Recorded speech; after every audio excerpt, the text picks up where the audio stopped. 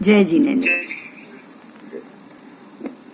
बड़ा बेस है और सबसे जरूरी बेस है वो क्या है, पहले इस चीज को हम जान ले, क्योंकि काल विज्ञान में समय बदलता है, कुछ कुछ क्षेत्र का समय बदलता है, पूरे के पूरे ढाई द्वीप में एक जैसा काल कभी नहीं चलता। मेरी इस बात पे ध्यान दीजिएगा, पूरे के पूरे ढाई द्वीप में एक समान काल कभी नहीं चल सकता। आपके लिए ढाई द्वीप के अलग अलग क्षेत्रों में अलग अलग प्रकार के काल चलेंगे और आप उस चीज को जानोगे कि भाई कौन से एरिया में कौन सा काल अभी चल रहा है। तो उसके लिए आपको साथ साथ में भूगोल मतलब के क्षेत्रों की भी जानकारी साथ में लेनी पड़ेगी। अभी मैं बेसिकली आपको बता रही हूँ कि कौन से अलग अलग प्रकार के समय की शास्त्र में बात हुई है। तो उसके लिए आप ये जानोगे, उत्सर्पिणी अवसर्पिणी ये दो नाम आपको मिलेंगे। अभी आप ये पिक्चर के नाम मिलेंगे बराबर मध्य में, ऊपर लिखा है अवसर्पिणी काल, नीचे लिखा है उत्सर्पिणी काल। तो यहाँ बराबर दो, आप देखो ये जो बीच का जो गोला है बराबर आधे में बटा हुआ, ये पर्पल लाइन से मेरा कर्सर घूम रहा है, बराबर आधे में बटा है। ऊपर का आधा अवसर्पिणी काल है, नीचे का आधा उत्सर्पिणी काल। तो अवसर्पिणी का काल है दिनों दिन, अव का मतलब है घटना, और उत्सर्पिणी में उत का मतलब है दिनों दिन बढ़ना, बराबर। ये बिल्कुल सर्पिणी के आकार में होने के कारण उसको अवसर्पिणी और उत्सर्पिणी नाम दिया गया है। अभी आप ये बीच में लिखे हुए अक्षर को भी पढ़िए। 10 कोटा कोटि पल्योपम, यहाँ 10 कोटा कोटि पल्योपम लिखा है, उसमें एक सागरोपम है। मतलब एक सागरोपम का अर्थ कितना हुआ, 10 कोटा कोटि पल्योपम, बराबर। ये सारे कैलकुलेशन जैसे हम जानते हैं, करोड़ जानते हैं, अबज जानते हैं, अबज के आगे हमको नहीं पता। आज के कैलकुलेशन में आप एकम, दशक, शतक, हजार, 10,000, लाख, 10 लाख, करोड़, 10 करोड़, अबज, 10 अबज, आपको यहाँ तक मालूम है, आगे का आपको नहीं पता है। अरब के बाद खरब है, उसके बाद क्या है, बिल्कुल इस प्रकार से ये काल में भी आगे बढ़ना है। तो 10 कोटा कोटि पल्योपम बराबर एक सागरोपम काल हुआ।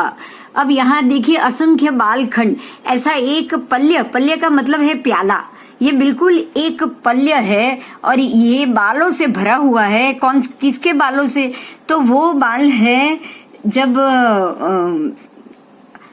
प्रथम आर्य के, बिल्कुल प्रथम आर्य के जो जन्मा हुआ बच्चा है उसके बालों से, मतलब जिसकी ऊंचाई 3 गांव की काया है, उसकी काया 3 गांव की है, उसके बालों से ये भरा हुआ है।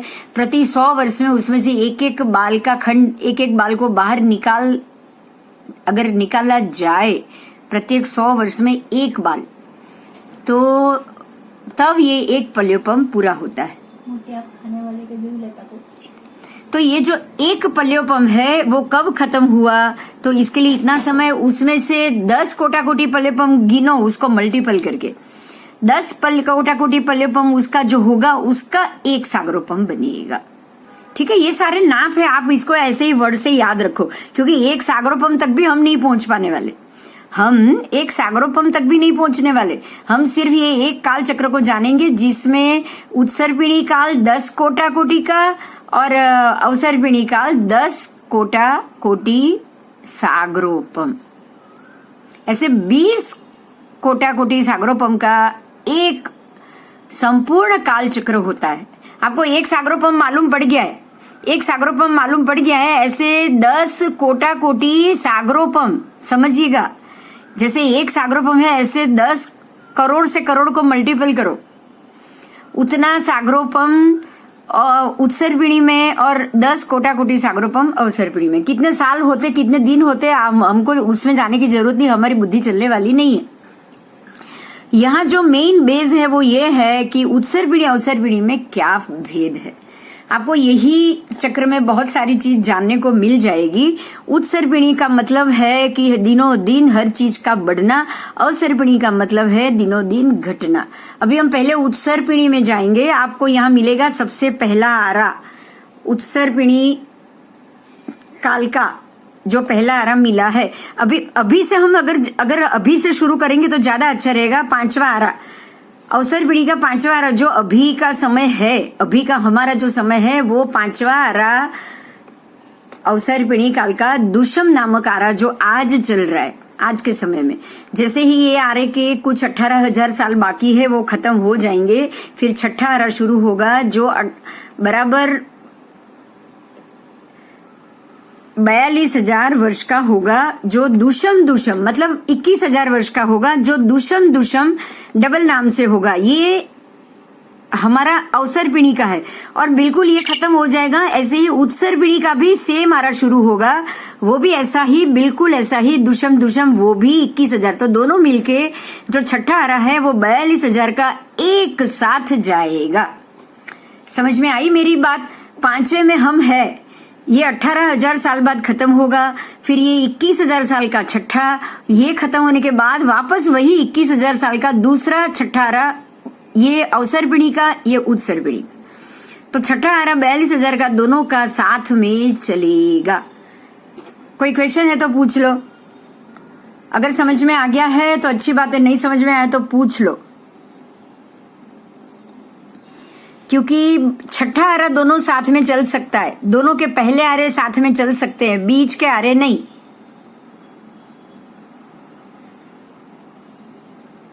छठा आरा कंटिन्यूटी में जा सकता है, ठीक है? आगे जाऊं? એટલે એ પ્રમાણે ઉપર પણ પછી પહેલો આરોપ લેનાર આવે ને? यस, पहला आरा ही पड़ेगा ना जी। वो तो पड़ेगा। आपको इजी पड़े समझने में, इसलिए मैंने अभी से शुरू किया। ओके। आपको समझने में इजी पड़े। आप कहीं से भी शुरू करो, आप अगर पहले से भी शुरू करोगे ना तो अवसर पीढ़ी का उत्सर पीढ़ी का दोनों साथ में ही आएगा।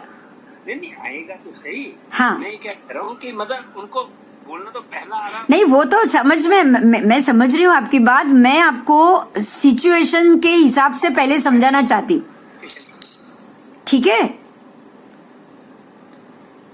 कि समय किस प्रकार से, आज का समय क्या है, और आज के समय में जब अभी हमारा चल रहा है अवसर पीढ़ी का 5वां आरा, इसके 18,000 साल बाकी है, वो खत्म हो जाएंगे, फिर 21,000 साल का छठा आरा लगेगा और वो खत्म होगा 21,000 साल बाद। तब आरा तो वही रहेगा, अवसर पीढ़ी खत्म होके उत्सर पीढ़ी शुरू हो जाएगी और उसके 21,000 मतलब जब भी आरे इस प्रकार से जाएंगे, छठा आरा हमेशा साथ में रहेंगे दोनों के, बिल्कुल ऐसे ही पहले आरे भी दोनों के साथ में रहेंगे, बराबर?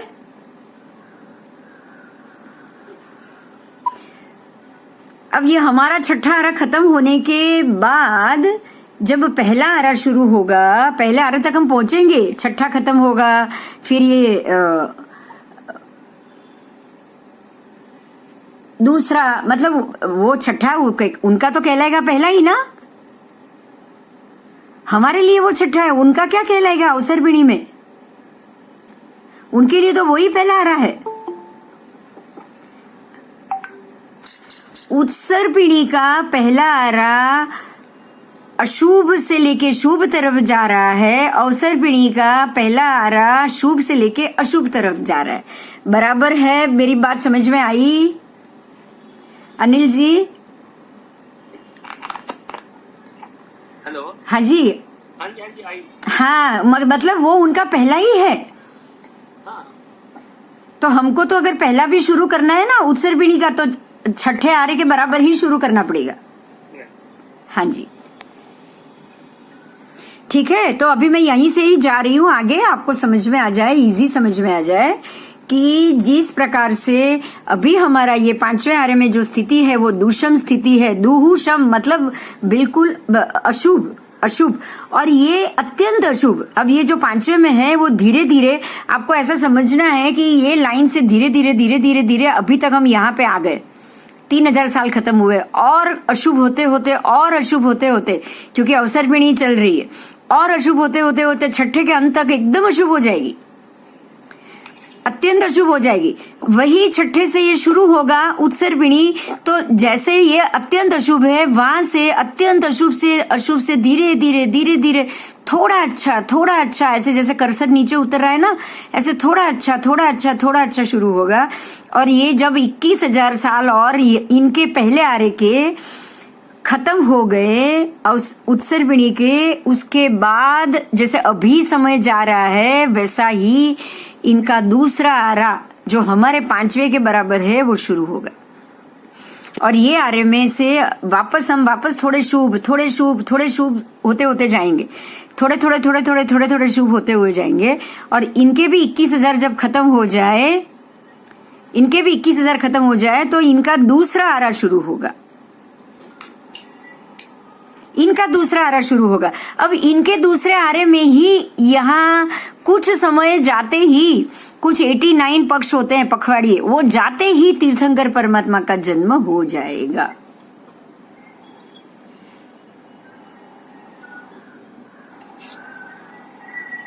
समझ में आई मेरी बात?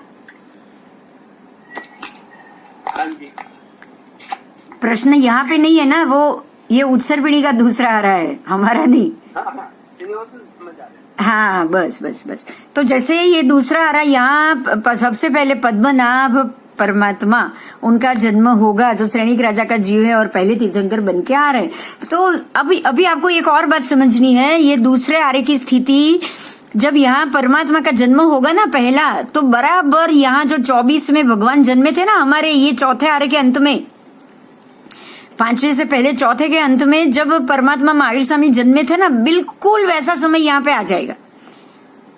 क्योंकि ये 5वां छठा 2 गया, यहाँ पे भी ये 2 जाएगा। और ये खत्म होते ही ये पक्ष में जैसे ही ये पक्ष का समय आएगा, यहाँ पे दूसरे खत्म होने के 89 पक्ष के बाद, दूसरे आरे के खत्म होने के 89 पक्ष के बाद जब ये तीसरा आरा शुरू होगा, तब यहाँ पे बराबर महावीर स्वामी के प्रमाण के ही, उनकी ही काया, उनके ही जन्म नक्षत्र, उनकी जितनी ही आयु, उनके ही हस्त नक्षत्र में, हस्तोत्तरा में उनका चवन, हस्तोत्तरा में ही उनका जन्म, बिल्कुल सिमिलर 72 साल की उनकी आयु, सिमिलर टू सिमिलर परमात्मा का जन्म होगा।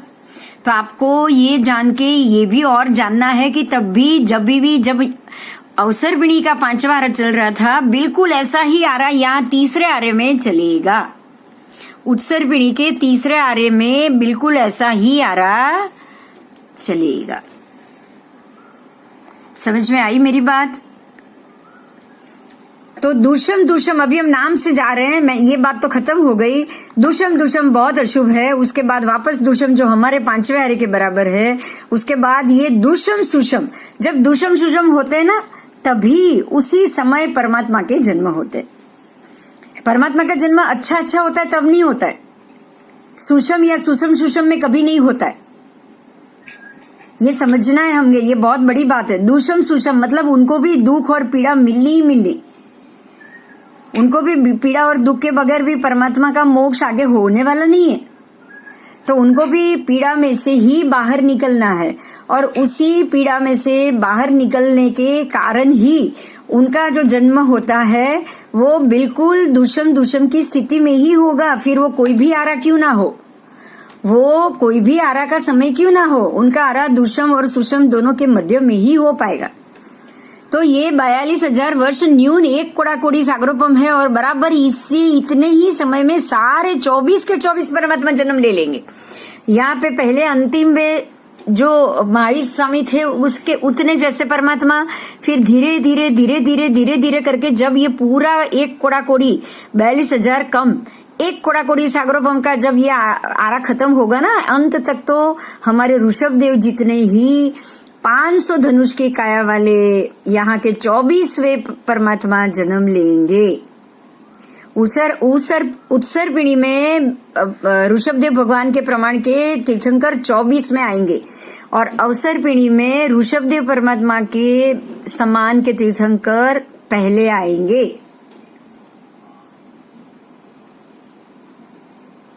बराबर?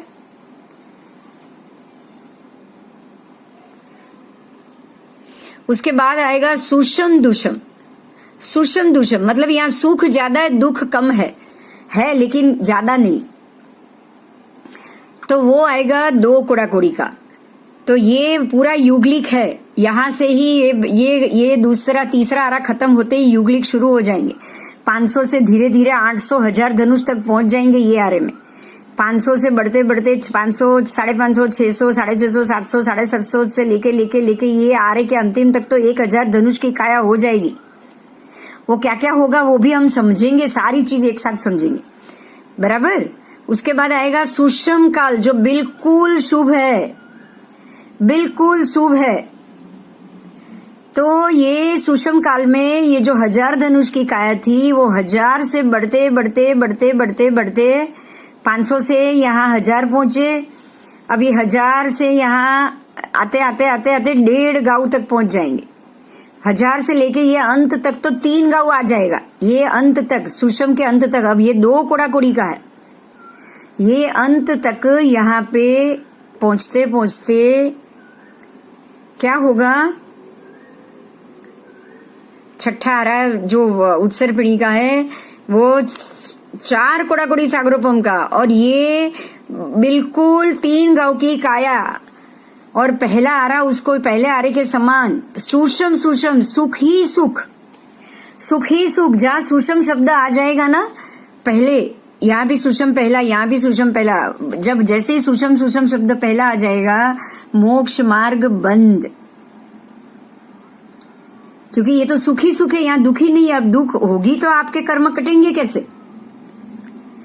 समय ही ऐसा जा रहा है, पुण्य ही पुण्य भोगने का समय। तो पाप जब भोगने का समय ही नहीं हो तो मोक्ष मार्ग बंद हो जाता है। बात समझ में आई मेरी? पाप भोगने का समय आए तो ही मोक्ष मार्ग खुलेगा। सिर्फ पुण्य भोगने की बारी आएगी तो यहाँ पे मोक्ष मार्ग नहीं खुलेगा।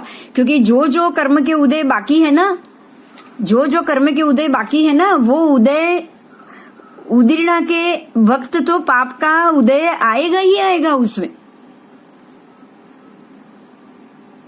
अशुभ कर्म के उदय तो पाप कर्म के उदय के बगैर, पाप के समय के उदय के बगैर अशुभ कर्मों का उदय होता ही नहीं। ठीक है, तो यहाँ इनकी काया भी ऐसी नहीं है। सुकुमार सुकुमार सुकुमार और काया, यहाँ तो रोग ही नहीं है बिल्कुल। वो सारी चीज पढ़ेंगे हम। पहले आप आरा समझ लेने, एक साथ में सब चीज आएगा ना तो मजा नहीं आएगा। तो पहले आप एक के बाद एक आरा समझ लीजिए। ये आ गया सुषम सुषम, जो छठे आरे की बात आई है। अब हम आगे जाएंगे।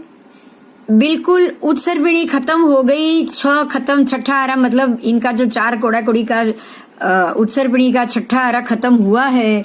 तो यहाँ पहुंचते पहुंचते वो 3 गांव की, पूरी 3 गांव की काया और 1500 धनुष, ये 3 गांव की काया है। और आगे पसलियां वसलियां सब उनकी ज्यादा है, पुण्य कर्म ज्यादा है, कल्प वृक्ष ज्यादा है। और यही समय वापस सुषम में भी जाएगा। तो यही यहाँ से वो 3 गांव की काया, 3 आगे जाते जाते अंत समय तक, सुषम के अंत समय तक ये जो 3 गांव की काया है ना वो 1000 धनुष तक पहुंच जाएगी। क्योंकि अब ये अवसर्पिणी शुरू हो गया। 4 कोड़ा कोड़ी उत्सर्पिणी का खत्म, फिर 4 कोड़ा कोड़ी अवसर्पिणी का, ये 8 कोड़ा कोड़ी। आप सोचो कितना लंबा समय है। ये जो 8 कोड़ा कोड़ी है, जो 8 कोड़ा कोड़ी का समय है, वो इतना सुखरूप जाता है। वो 8 कोड़ा कोड़ी मतलब सामने तो सिर्फ 2 कोड़ा कोड़ी मिलेंगे। जो सारे तीर्थंकर परमात्मा हो रहे हैं ना, वो सिर्फ 2 कोड़ा कोड़ी में हो रहे, और बराबर उसके सामने 8 कोड़ा कोड़ी। ऐसे ही समय जाएगा, उसमें कोई परमात्मा नहीं होंगे, लेकिन सुख ही सुख है। जीव को सुख ही सुख भोगना है, इसलिए सुख का समय ज्यादा है। यहां उनको धर्म नहीं सूझेगा, मालूम ही नहीं कि धर्म क्या है। सुख जब बहुत होता है ना, तब भगवान धर्म कुछ नहीं याद आता। जब कुछ दुख पड़ते ना तभी भगवान याद आते हैं कि हे भगवान ये तूने क्या किया। ये हकीकत है। तो ये सुषम के ये खत्म होने के बाद दूसरा आरा आएगा, वो भी सुषम। अवसर्पिणी का दूसरा आरा वो भी सुषम, तो वो भी सुषम है। तो ये समझो कि 3 गांव से धीरे धीरे धीरे धीरे धीरे धीरे समय जाते जाते जो 3 कोड़ा-कोड़ी सागरोपम है वो खत्म होते होते होते होते अंत तक 500 धनुष की काया, 500 भी नहीं 1000 धनुष की काया हो जाएगी। 1000 से फिर आओगे तीसरे आरे में, शुरू में नहीं, धीरे धीरे धीरे धीरे वही 1000 से घटते घटते घटते घटते अंत समय तक सिर्फ कुछ पक्ष बाकी है और वही समय तक परमात्मा ऋषभ देव भगवान समान 500 धनुष की काया हो जाएगी, सिर्फ 500 धनुष की। और ये अंत तक तो युगलिक समाप्त हो जाएंगे, कल्प वृक्ष चले जाएंगे, वापस भगवान उनको खेती बाड़ी सब सिखाएंगे। ये अंतिम समय में ऋषभ देव राजा बनेंगे, तब वो तीसरे आरे का अंत होगा। और पर ऋषभ देव अभी भगवान नहीं बनेंगे, इतना ध्यान रखना आप। सुषम दुषम है, यहां अभी भी उनके कर्म खत्म नहीं होंगे। सुषम सुषम जहां पहला आता है ना, वहां से कभी भी मोक्ष नहीं है। ये बहुत इजी बात है आपको ये याद रखने के लिए। जहां पे पहला वर्ड सुषम आया वहां ये सुषम दुषम है, तो भगवान का जन्म जरूर होगा, परमात्मा का जन्म जरूर होगा, लेकिन उनके कोई भी वो भगवान नहीं बनेंगे अभी। सुषम खत्म होके दुषम सुषम हो जाएगा। जब उल्टा हो जाएगा, दुख ज्यादा होगा, सुख कम होगा, तब यहाँ केवल ज्ञान, भगवान की दीक्षा, केवल ज्ञान, सब कुछ शुरू हो जाएगा। उनके कर्म की खपना शुरू हो जाएगा, उनको दुख तकलीफ मिलनी शुरू हो जाएगी। और दुषम सुषम यहाँ से जो शुरू हुआ, चौथा आरा जो अभी हमारे गया आगे, आपको ये रिसेंटली याद है इसीलिए मैंने यहाँ से शुरू किया। ये जब चौथा आरा शुरू हो जाएगा ना अवसर्पिणी काल का, तब ये चौथे आरे के शुरू में ही, तीसरे के अंत में ही भगवान पहले, सबसे पहले ऋषभदेव भगवान का जन्म हो चुका है। अब 500 धनुष से धीरे धीरे 450 में अजितनाथ भगवान, 400 में तीसरे भगवान, 350 में चौथे भगवान, करते करते करते करते करते करते अंतिम 24 में परमात्मा सिर्फ 7 हाथ की काया वाले चौथे आरे के अंत में होंगे। और चौथा आरा का अंत हो उसके 89 पक्ष के पहले ही 24 के 24 तीर्थंकर का भी निर्वाण हो जाएगा। उसके बाद 89 पक्ष के बाद 5वां आरा शुरू होगा, जो हमारे जैसा अभी जो चल रहा है ना, वो ये पूरा 20 कोड़ा कोड़ी सागरोपम काल ऐसे जाएगा। समझ में आया? कोई प्रश्न हो तो खोल के बोल सकते हो। किया ताकि आपको मालूम पड़े कि अभी का जो काल था वो ये आरे में हम कहां पे थे। बराबर? चलो अभी मैं आगे जाऊं।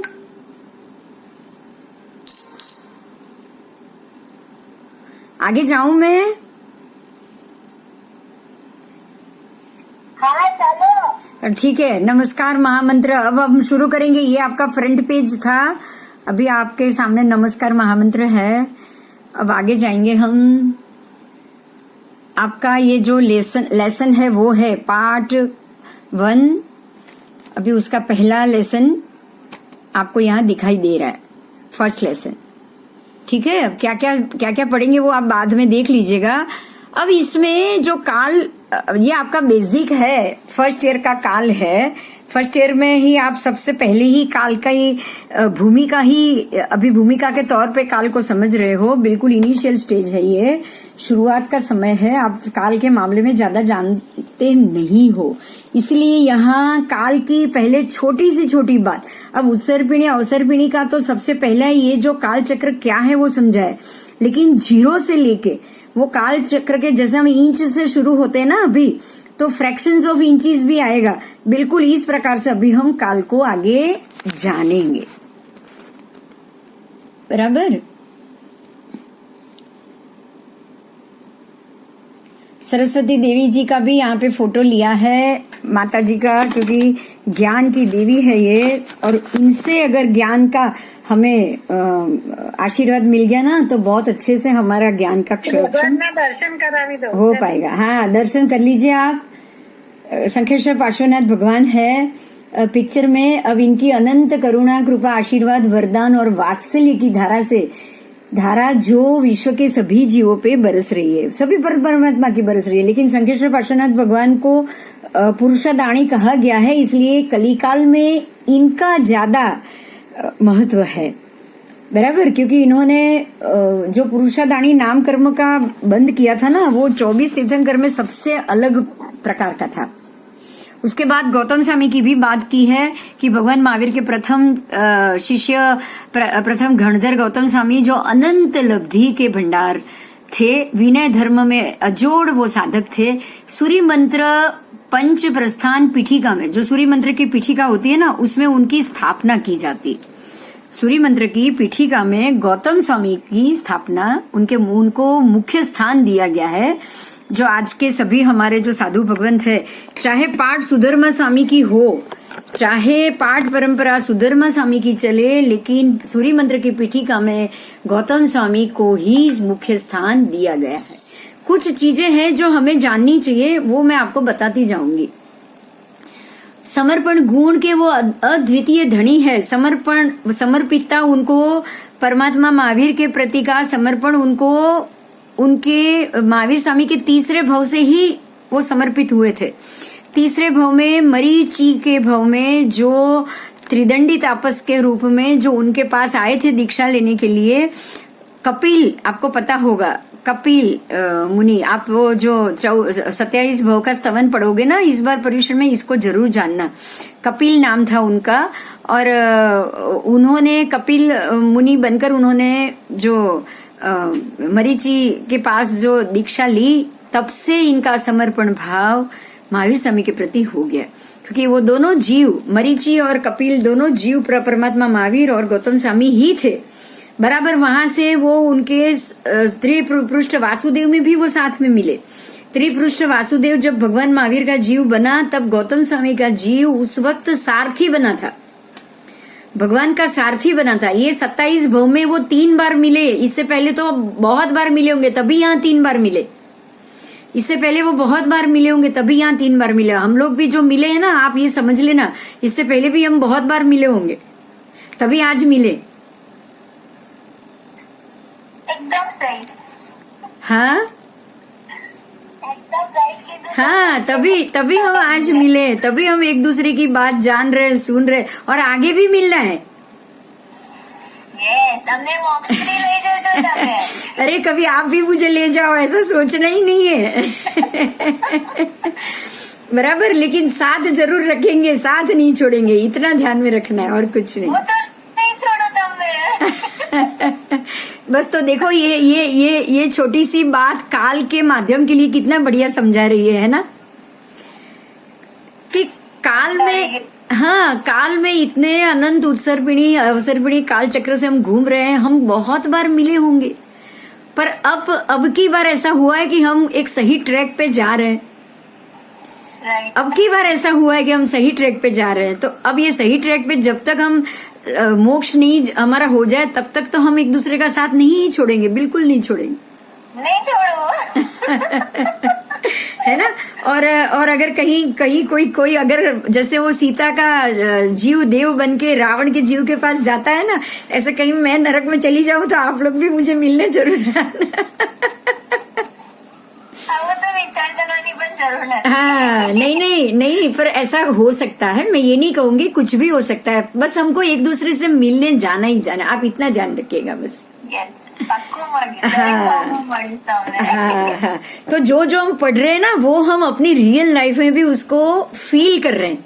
जो भगवान कहे गए ना, वो हमारी रियल लाइफ में भी फील हो रहा है। नहीं तो आप ये सोच लो, हम कितने महीने से बैठे हैं और कितने लोग रह गए, ये भी सोचो। अनिल जी, आप एक बात को यहाँ पे खास ध्यान दीजिए। अनिल जी है? हाँ, अनिल जी, एक बात को आप खास ध्यान दीजिए। हम कितने लोगों ने शुरू किया था? 40-42 लोगों ने शुरू किया था, बराबर। हाँ जी। अभी रहे कितने हैं, तो आप ये सोचिए कि जो उस वक्त थे उनमें से आज जो जितने रहे ना, बस इनसे ही हमारा मिलना जुलना, कर्म का पॉजिटिविटी से आगे बढ़ने का संबंध होगा। जी। इसलिए बाकी सबके साथ छूट गए। आप समझ रहे हो, सबके साथ क्यों छूटे? मतलब कोई 2 दिन आया, कोई 20 दिन आया। कारण यही है कि जो कर्म हमने पूर्व में बांधे हैं ना, वो कर्म के हिसाब से वो जितना जिसका जत्था होगा उतना समय वो साथ में रहा, बिल्कुल। और जिसका जत्था ज्यादा है वो आगे पूरा जब तक ये, क्योंकि मेरे शब्द पुद्गल होते हैं। जो पर्याप्ति है ना, जो आहार पर्याप्ति, शरीर पर्याप्ति, इंद्रिय पर्याप्ति, उसमें भाषा पर्याप्ति है, और वो भाषा पर्याप्ति है ना, वो शब्द है। जो शब्द है वो ऐसा पुद्गल है कि वो मैं मेरे कर्म के हिसाब से ही मैं आपको दे पाऊंगी। अगर मेरे कर्म में आप में से तब वो 42 थे, उसमें से सिर्फ 2 को ही देना लिखा होगा ना, तो आप 2 ही बचोगे, बाकी नहीं बचोगे। तो ये भी कर्म की व्यवस्था है। इसलिए जो कुछ भी रहेगा ना, उसको हमें हंसी खुशी एक्सेप्ट करना है। बिल्कुल हंसी खुशी कि जो है वो मेरे ही कर्म में, इनमें से 42 में से 2 लिखे, तो फिर मुझे कुछ सोचना ही नहीं है। बराबर। तो जो ये भी पुद्गल है, भाषा भी पुद्गल है, ये भी आएगा, आपको आगे जरूर आएगा। तो ऐसे समर्पण गुण के अद्वितीय धनी गौतम स्वामी थे। 50,000 केवली शिष्यों के वो परम गुरु थे। आपको ये यहाँ भी एक और बात याद दिला देती हूँ। गौतम स्वामी ऐसे अनंत लब्धि निधान थे कि उनके हाथ से जो दीक्षा लेता था ना, वो तुरंत के समय में ही केवली हो जाते थे। उनके 50,000 शिष्य थे, सबके सब केवली। अब यहाँ सोचो आप, गुरु केवली नहीं है और सारे शिष्य केवली, कितनी बड़ी बात है ये। तभी मैं थोड़ी देर पहले बोली कि मैं भी नरक में जा सकती हूँ, आप देव में जाओगे, मुझे जरूर बचाने आना, है ना सारिका? गुरु केवली नहीं है, 50,000 शिष्य सारे के सारे केवली। सोचो, जिसको दीक्षित करते थे वो केवली हो जाता। हाँ, मतलब ये पुण्य की बात है कि भाई वो व्यक्ति ऐसे पुण्यवान थे कि जिनको दीक्षित करते थे केवली हो जाते थे। लेकिन भगवान महावीर को ऐसा पुण्य नहीं प्राप्त था। उनके हाथ के नीचे उनके समव शरण में 363 पाखंडी बैठते थे, जो भगवान महावीर की बात सुन के बाहर जाके उनका खंडन करते थे। उनके सभी शिष्य दीक्षित नहीं हो पाए। अरे दीक्षित भी क्या, जैसे कि गौशाला उनके साथ में ही घूमा, उनके ही शिष्य जमा ली जो उन्होंने भगवान महावीर के हाथ नीचे दीक्षा ली थी, लेकिन वो भी वहां टिक नहीं पाए। तो ये पुण्य की बात होती है, साथ में पुण्य कर्म की भी बात होती है। बराबर। हमें सिर्फ प्रत्येक काल के समय में ऐसा पुण्य कर्म बांधना ही चाहिए। अब आए माँ सरस्वती के दर्शन कर लीजिए आप। माँ सरस्वती के दर्शन में समव शरण में परम पिता परमात्मा के मुख कमल में जो विराजमान है, जो जिनवाणी के स्वरूप में प्रकाशित बन रही है। अभी आपको ये समझना है कि माँ सरस्वती, देखो यहाँ कितनी बढ़िया बात बताई है। आप सोचो कि माँ सरस्वती का स्थान हम तो सिर्फ किताब और शब्दों में ही बोल रहे हैं। आज तक ये शब्द के ऊपर हमने ध्यान नहीं दिया है कि माँ सरस्वती का वास परमात्मा के देशना में, उनके मुख कमल में बसा हुआ है। ये दृष्टि से हमने कभी नहीं सोचा, क्योंकि जो जीव केवली है, उनके मुख में जरूर माँ सरस्वती का वास है। उनका केवल ज्ञान, जिनका केवल ज्ञान हो चुका है, और केवल ज्ञान होने के कारण वो जो भी स्पष्ट बता रहे हैं वो केवल ज्ञान और केवल दर्शन ही बता रहे, बिल्कुल सच बता रहे हैं। उनके मुख में जरूर सरस्वती का वास। हाँ, जो केवली नहीं, जो छद्मस्त है, जो कभी गलती से भी गलत अगर शब्द बोल जाएंगे ना, तो वो गलत शब्द इसलिए बोल रहे हैं क्योंकि इनके मुख में माँ सरस्वती का वास नहीं है। समझ में आई मेरी बात? हमारे हर एक शब्द, हमारे मुख से, छद्मस्थ के मुख से निकलने वाले हर एक शब्द ज्ञान की देवी माँ सरस्वती की कृपा से नहीं आ सकता, क्योंकि हमारे से गलती हो सकती, और जहाँ गलत शब्द निकल गया, गलती होगी, वहां माँ सरस्वती का आशीर्वाद या उनकी स्थापना कैसे हो सकती है? ठीक है, तो ये छद्मस्थ और जो गुणी है उनका भेद है केवली परमात्मा और हमारे अंदर। तो केवली परमात्मा के और प्रत्येक तीर्थंकर परमात्मा के मुख कमल में सरस्वती माता विराजमान होती ही है, इसलिए उनकी देशना, यही कारण है कि उन लोगों की देशना योजन गामिनी होती, मतलब उनके आसपास जो भी व्यक्ति आती है, जो भी व्यक्ति, जैसे कांटा भी आता है तो वो जमीन पे सीधा नहीं रहता है, वो उल्टा हो जाता है, और उनके मुखकमल से निकलने वाली देशना मधुर और मीठी ही होती है। बराबर। सर्व अक्षर, अब सुनिएगा, और भी बहुत अच्छी बात है यहाँ पे। सर्व अक्षर, सर्व वर्ण और सर्व स्वर की माता सरस्वती माता है, और ये सर्व वर्ण, स्वर और अक्षर मिलके जो शब्द पुद्गल बनेंगे ना, जो उनको भोगने बाकी। मैंने इसके लिए आपको एक कहानी बताई थी, पहले एक बात बताई थी कि परमात्मा महावीर स्वामी ने अंतिम काल में 48 उन्होंने कितने प्रहर, 48 प्रहर की, 48 घंटे की, 16 प्रहर और 48 घंटे की देशना दी थी। ये बात हमने पहले चर्चा की थी, मैं फिर से आज बताऊंगी कि 48 घंटे और 16 प्रहर की जो देशना प्रभु महावीर ने दी, ऐसी देशना आज से पहले किसी भी केवली परमात्मा या तीर्थंकर परमात्मा ने नहीं की।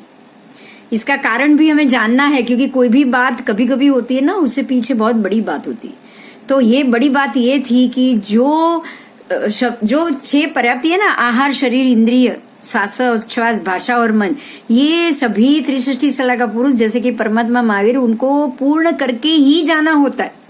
और ये जो पुद्गल की पर्याप्ति है, पुद्गलास्ति का है, आहार भी पुद्गलास्ति का है, शरीर भी पुद्गलास्ति का है, इंद्रिय भी पुद्गलास्ति का है, श्वासोच्छ्वास भी पुद्गल है क्योंकि पुद्गल शरीर ले रहा है, भाषा भी पुद्गल है क्योंकि शब्द मुंह से पुद्गल बन के बाहर आ रहे हैं, उनका भी शरीर होता है, और मन वो भी पुद्गल की वजह से बना हुआ है। तो ये जो 6 वस्तु है जो पुद्गलास्ति का है, उसको तो भोगे बगैर कुछ भी, कोई भी जीव यहां से नहीं जा सकता, इसको भोगे बगैर। तो यही कारण था कि परमात्मा महावीर को अपने आयुष्य के सामने उनके शब्द पुद्गल बाकी थे, इसलिए उन्होंने अंतिम समय के लास्ट 2 दिन 16 प्रहर तक, 48 घंटे तक उन्होंने अपनी देशना शब्द के रूप में दी। ठीक है, तो इसीलिए ये अक्षर, स्वर्ण, माला, ये सारा शब्द पुद्गल में हमको गिनना है, और ये सरस्वती माता की कृपा माननी। इस ग्रंथ के प्रत्येक अक्षर को जो सम्यक ज्ञान में परिनमन कर रही है, ऐसी वाम हस्तक पुस्तक धारिणी हंस वाहिनी ज्ञानेश्वरी माँ सरस्वती देवी को हमारा वंदन हो। आप तीनों के प्रतिमा जी और उसके दर्शन करके वंदन पूजन कर लीजिए। आए अब वापस सरस्वती माता की दूसरी बड़ी फोटो आई है।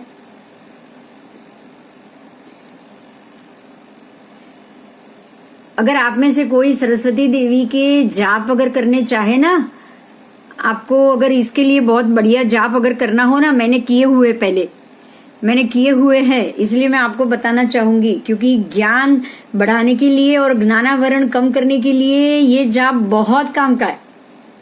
तो ये जाप है ओम रीम क्लीम श्री सरस्वती देव्यै नमः। आप भी ये जाप जरूर करना। दोबारा बोलेंगे? ओम रीम क्लीम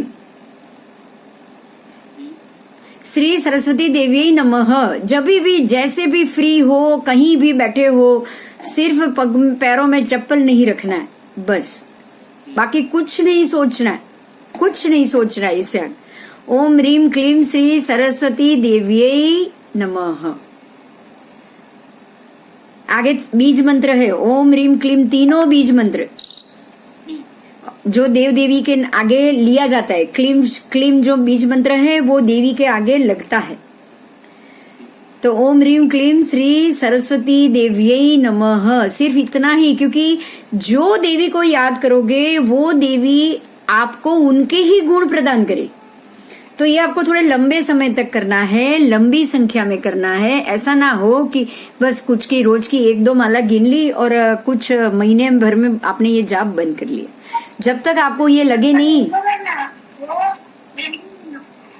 ह्रीम क्लीम, हाँ ओम ह्रीम क्लीम, ओम ह्रीम क्लीम श्री सरस्वती देवी नमः। हाँ मैं लिख दूंगी आपको, उसमें लिख दूंगी वर्ड, ठीक है, मैं आपको व्हाट्सएप पे लिख दूंगी, क्योंकि ये आपको पता चल जाएगा कि आपके ज्ञानावरण कम हो रहे हैं, आपको याद ज्यादा हो रहा है, आप गाथा ज्यादा अच्छे से कर सकते हो, आप ज्यादा सोचने में और स्वाध्याय करने में, वांचना पृछना परावर्तना, ये सारे स्वाध्याय में आपको बहुत इजी रिजल्ट मिल रहा है। जब तक आप ये स्टेज पे ना पहुंचो, आपको इसका रोज ज्यादा आधा घंटा 1 घंटा कम से कम ये जाप करना पड़ेगा, ठीक है। थोड़ी मात्रा में मत करना, आपके रिजल्ट बदलने शुरू हो जाए तब तक आपको जरूर करना है, इतना ध्यान रखना है।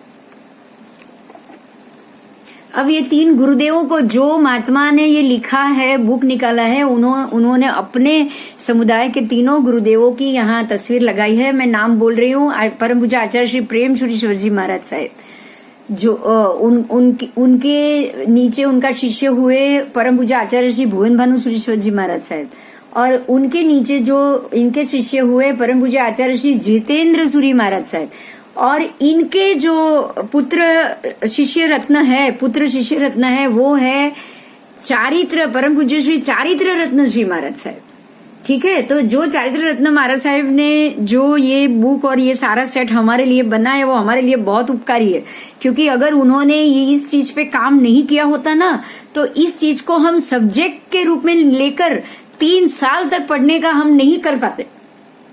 आप समझ रहे हो, इतने सारे आगम पाठ आगे आपको हर एक पाठ में से क्या क्या, कौन से आगम से कौन से पुस्तक से उन्होंने सारी चीज इकट्ठी की है ना, वो सारा लिस्ट आ रहा है और मैं बोल भी रही हूँ। आप अगर कभी भी ऐसे ही बैठे बैठे यूट्यूब से भी सुनोगे ना, तो आपको सारा पता चल जाएगा कि ये प्रवचन सारोद्धार, फिर आगम, फिर त्रिलोक सार, फिर त्रिलोक पन्नति, दिगंबर संप्रदाय के भी आप कहाँ सबको खोल के पढ़ने जाओगे। आप सोचो, संपूर्ण जगत की व्यवस्था को उन्होंने सारे जैनी के आगम में से, ऐसा नहीं सोचना है कि सिर्फ एक ही संप्रदाय लिया है उन्होंने, और यहाँ तक कि महाभारत और महापुराण भी ले लिया है। तो ये सब हमको इकट्ठे करके दिया, ये हमारे अनंत और परम उपकारी है। और इनकी जो आगे की गुरु परंपरा है, आप इन्हीं 3 गुरुदेव के दर्शन कर रहे हो, ठीक है। प्रत्येक द्वार, प्रत्येक विषय, प्रत्येक अक्षर इन्होंने अपने गुरुदेव को सादर समर्पण किया है। अब ये ग्रंथ के लिए ना इनको बहुत सारे अभिप्राय आए थे। अब हम एक बहुत अच्छी सी बात पढ़ने जा रहे हैं, ये हमको पढ़ना ही पढ़ना है। क्यों पढ़ना है वो मैं आपको समझा दूं, इस चीज को हमें क्यों पढ़ना है। क्योंकि जब एक महात्मा इतनी बड़ी बात अगर वो बना रहे होते हैं ना, अगर कोई भी इतना बढ़िया काम करने अगर वो जाते हैं ना, तो जैसे हमारे, अगर हमने कोई अच्छी सी डिग्री या अच्छे सा काम कर लिया और अच्छी सी पोजीशन प्राप्त कर ली ना, तो हमारे भी फैमिली मेंबर, हमारे भी बच्चे, हमारे भी परिवार वाले, हमारे भी बिजनेस एसोसिएट सब आएंगे और हमारा हौसला बढ़ाएंगे, हमारा उत्साह बढ़ाएंगे। आपकी अगर कोई कहीं आपके बिजनेस को अगर कोई अवार्ड मिला है ना, तो सारे आपके फैमिली वाले और परिवार वाले और आपका जो कामगार वर्ग है ना, वो आपको बहुत हिम्मत और बढ़ाएगा कि आप और आगे बढ़ो। तो बराबर इसी तरह इनको भी सभी संप्रदाय के, आप ऐसा समझना, एक नहीं, दिगंबर संप्रदाय, स्थानकवासी के भी 27-28 संप्रदाय, अपने जो तपागत उसके भी लगभग 25 या 26 उसमें भी आचार्य गच्छाधिपति, वो सबने, और 2 तिथि हो, फिर जो अचल गच्छ हो, सबने सभी महानुभावों, सभी आचार्य भगवंतों ने इनको प्रशस्ति लिख कर दी। और प्रशस्ति में खास उन्होंने जो नोंद दी है वो हमें समझनी चाहिए। बराबर, मेरी बात समझ में आ रही है? ये हम समझ के चलेंगे ना तो हमें भी ये जो सभी महात्मा ने जिन्होंने ये प्रशस्ति लिखी है उनके भी पॉइंट ऑफ व्यू को हमें जानने का मौका मिलेगा। मेरी बात सही है गलत है? सही है। हाँ, तो हम उनके सबके पॉइंट ऑफ व्यू को भी उनके सारे पत्रों को पढ़ते हुए जाएंगे कि उनमें से कोई भी उनकी सोचने की जो सिस्टम है उसमें से कुछ छूट ना जाए। ठीक है, तो मैं ये बोल रही हूँ, आप सुनिए। जो जयघोष सूरी जी महाराज जो गच्छाधिपति जो तपागच के जो थे,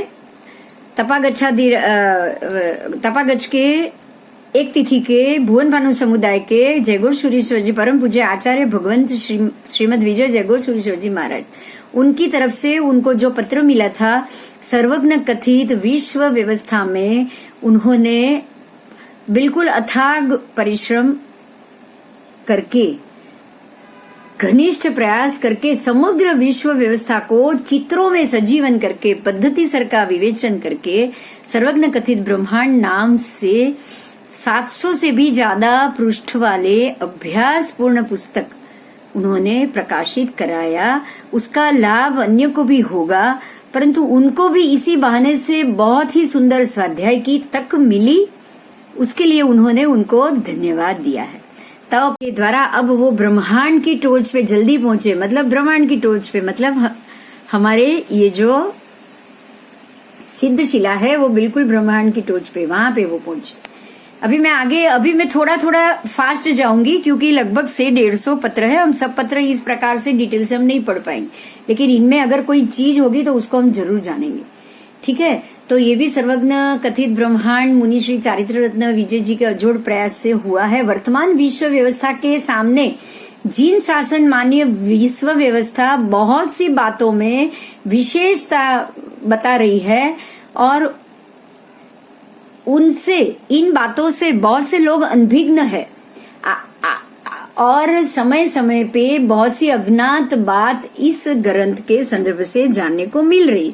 देखो, आपको भी लगा ना, हम जब इतना पढ़ रहे थे अभी तक, तो आपको भी लगा ना कि जो भगवान कह गए वही विश्व सिमिलरली आपको दिख रहा है पृथ्वी के लिए। मैंने थोड़ी सी बातें पहले दूसरे तीसरे एपिसोड में डिस्कस की थी कि नहीं की थी? तो वो आपको, और जब इनके चारों पुस्तक हम पढ़ेंगे उसके बाद और जो 8 पुस्तक हम पढ़ेंगे जो आगम से रिलेटेड है, वो सारे आपको, ये 12 पुस्तक जब पढ़ोगे उसके अंत में आप ये मानने के लिए मजबूर हो जाओगे कि जो भगवान बताकर गए हैं पृथ्वी ऐसे ही बिल्कुल जमीन पे स्थित है और वो कहीं भी ऊपर नीचे आगे पीछे नहीं। समझ में आया? तो ये सारी चीज अगर आप ये आगम पाठ पढ़ रहे हो ना, तो ये चीज से मजबूत होते जाओगे कि केवली परमात्मा जो कहकर गए ना वही सच है। इसके अलावा बाकी सारी बातों के पीछे हमको जाना ही नहीं। ठीक है, तो ये सारी चीज हमें ये पत्र से मालूम पड़ रहा है कि बहुत सी बातों से सारी दुनिया अनभिज्ञ है। अब देखो, यहाँ एक कुछ और लिखा है, बिल्कुल हमें सुनने जैसा है।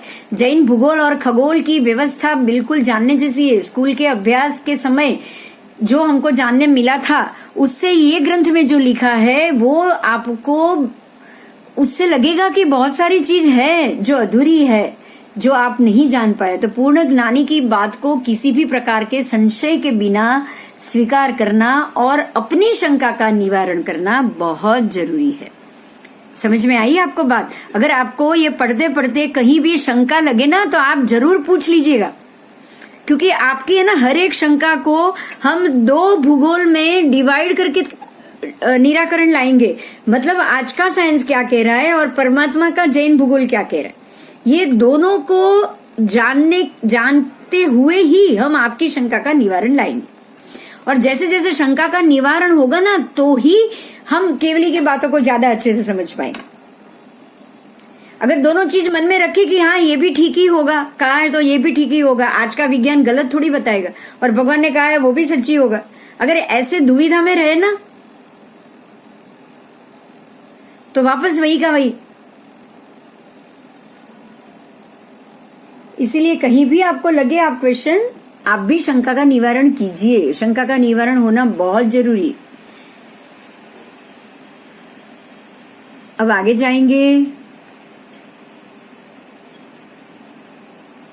ये भी आशीर्वचन ही है, लेकिन इन्होंने यहाँ बहुत सारी चीज बताई है कि जैन धर्म में किस किस तरीके से गणितानुयोग बताया गया है। मैं इसलिए इसको पढ़ना चाहूंगी, आप सुनिएगा। ऊर्ध्व अधो त्रिलोक तिर्यक लोकमय, ऊर्ध्व अधो तिर्यक, ऐसे त्रिलोक, 3 प्रकार के लोकमय जगत के विषय को आपने संपादित किया है और जिज्ञासुओं की पिपासाओं को परितृप्त करने की आपकी ये जो कोशिश है वो बहुत अभिनंदनीय है। तो जिज्ञासुओं के मन में तो प्रश्न होता है, ये जैन दर्शन संपूर्ण जगत की विश्व व्यवस्था में किस प्रकार से बताई गई है। तो इस विषय विस्तृत वर्णन अनेक आगम ग्रंथ में सुग्रहित है, जिसमें विश्व संरचना की अवस्थिति, शाश्वत पदार्थों का परस्पर अंतर, गति, स्वभाव एवं कालमान इत्यादि अनेक प्रकारों से खगोल भूगोल संबंधित जिज्ञासाओं को शांत करने वाली 14 राजलोक की अवधारणा सुप्रसिद्ध है। देखो यहाँ आपको एक बहुत बढ़िया मुद्दा मिल गया कि 14 राजलोक की जो अवधारणा जैन खगोल और भूगोल में बताई गई है, उसमें शाश्वत पदार्थों का परस्पर अंतर, परस्पर गति, परस्पर स्वभाव और परस्पर कालमान, ये चारों का निरूपण हुआ है।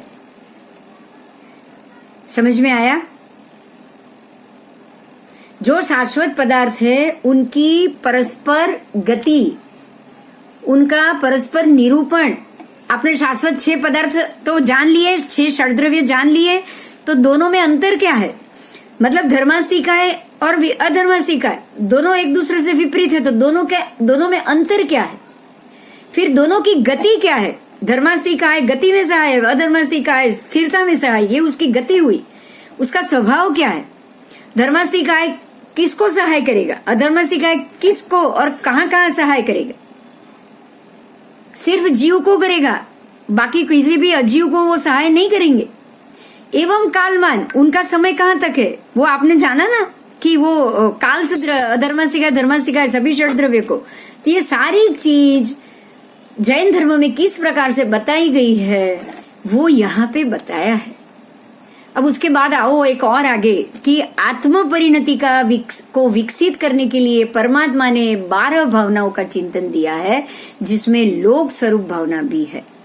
अब हम ये समझेंगे कि आत्म परिणति, आत्मा और जीव दोनों अलग है, लेकिन ये तो आपने जान लिया भेद ज्ञान से, आत्मा और जीव, आत्मा और शरीर ये दोनों अलग है, ये तो आपने जान लिया बराबर। पुद्गल और आत्मा दोनों अलग है, शरीर और आत्मा अलग है, लेकिन ये आत्म परिणति को किस प्रकार से शुद्ध होके उसका मोक्ष किया जाए, उसको जो पुद्गलास्तिकाय का बंधन है वो बंधन से किस प्रकार से छुड़ाया जाए, बराबर। तो वो जो गणित है, वो गणित आपको परमात्मा ने इसके लिए जो 12 भावना दी, उसमें से लोक स्वरूप भावना बताई कि ये लोक कैसा है उसको समझो। ये लोक स्वरूप है, लोक इस प्रकार के स्वरूप में है, और ये भावना को, ये लोक का स्वरूप समझने के बाद हमें इस लोक से किस प्रकार से बाहर निकलना चाहिए और बाहर निकलने की भावना करनी चाहिए पहले, और अगर ये भावना करने के बाद आत्म परिणति को विकसित करना चाहिए, और उसको विकसित करने के बाद उसको बिल्कुल कर्म से निर्लेप करना चाहिए। तो ये सारा जिस प्रकार से द्रव्यानुयोग आदि का स्वाध्याय ज्ञान और ध्यान की अभिवृद्धि करता है, समझिएगा। द्रव्यानुयोग जो है ना, द्रव्य आपने अब कर लिए हैं, आपने षड्द्रव्य कर लिए हैं, 6 के 6 द्रव्यानुयोग है पूरा। आपने जो पढ़ा आगे ब्रह्मांड, वो द्रव्यानुयोग के ऊपर ही आधारित है। आपने जो पूरा ब्रह्मांड पढ़ा, उसका जो स्वाध्याय किया, वो उसने आपकी ज्ञान में अभिवृद्धि की या नहीं की? ब्रह्मांड विज्ञान ने आपके किस में अभिवृद्धि की? ज्ञान में अभिवृद्धि की या कर्म पुण्य बढ़ाने में की? पुण्य बढ़ाने में नहीं किया, बस ज्ञान में किया। और ध्यान में किया कि नहीं? क्योंकि इस चीज को आपने अपने दिमाग में बिठाया तो वही ध्यान हो गया। चिंतन करो, चिंतन ही ध्यान है, चिंतन ही ध्यान का स्टेज है। समझ में आया? मनन, चिंतन, स्वाध्याय, ये सारा ध्यान का स्टेज है। ओके, तो सिर्फ ज्ञान और ध्यान किसने बढ़ाया? द्रव्यानुयोग ने। बहुत इजी है समझना, बहुत इजी है। ठीक है, तो द्रव्यानुयोग ने आपके ज्ञान और ध्यान की अभिवृद्धि की। बिल्कुल इसी तरह लोक स्वरूप और उसके पदार्थों का चिंतन मनन भी ध्यानस्थ, अगर आप उसमें अगर ध्यानस्थ हो गए, आपने उसका चिंतन मनन कर लिया, तो आपके आत्म परिणति को विकसित करने में वो बहुत ही ज्यादा सहायक बनेगा।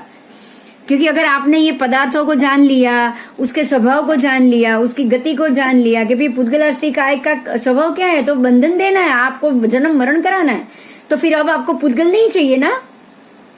ये भावना हो गई, लोक स्वरूप की भावना हो गई, षड द्रव्य की भावना हो गई, उसका ज्ञान मिल गया, तो अब ध्यान कहाँ जाएगा? अब मेरा ध्यान जाएगा कि मुझे ये षड द्रव्य 14 राजलोक से बाहर भाग जाना है। तो वो भागने में कौन सहायक? आत्मा परिणति सहायक। वो भागने में आत्मा के परिणाम बदलो। आप यहां से कैसे भाग सकते हो? आत्मा के परिणाम बदलने से भाग सकते हो। कितना इजी हो रहा है पता है?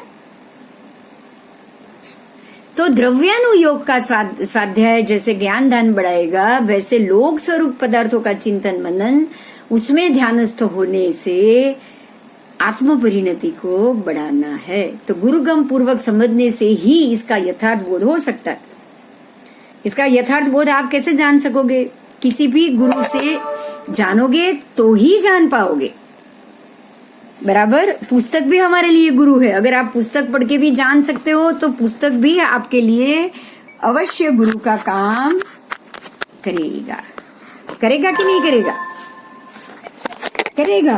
पुस्तक भी जानकारी से भी गुरु का काम करेगा। अभी वो महात्मा यहाँ नहीं है, लेकिन उनका ही पुस्तक पढ़ के हम कितना अच्छा सा जान रहे हैं। वो महात्मा तो सामने है ही नहीं, उनको तो पता भी नहीं होगा कि आप सब लोग उनके पुस्तक से पढ़ रहे हो। उनको तो मालूम ही नहीं होगा। अब जब कहीं भी मौका आया ना, तो हम जाएंगे और उनसे मिलेंगे कि हम आपके ये 4 पुस्तक को बहुत ध्यान से पढ़ रहे हैं।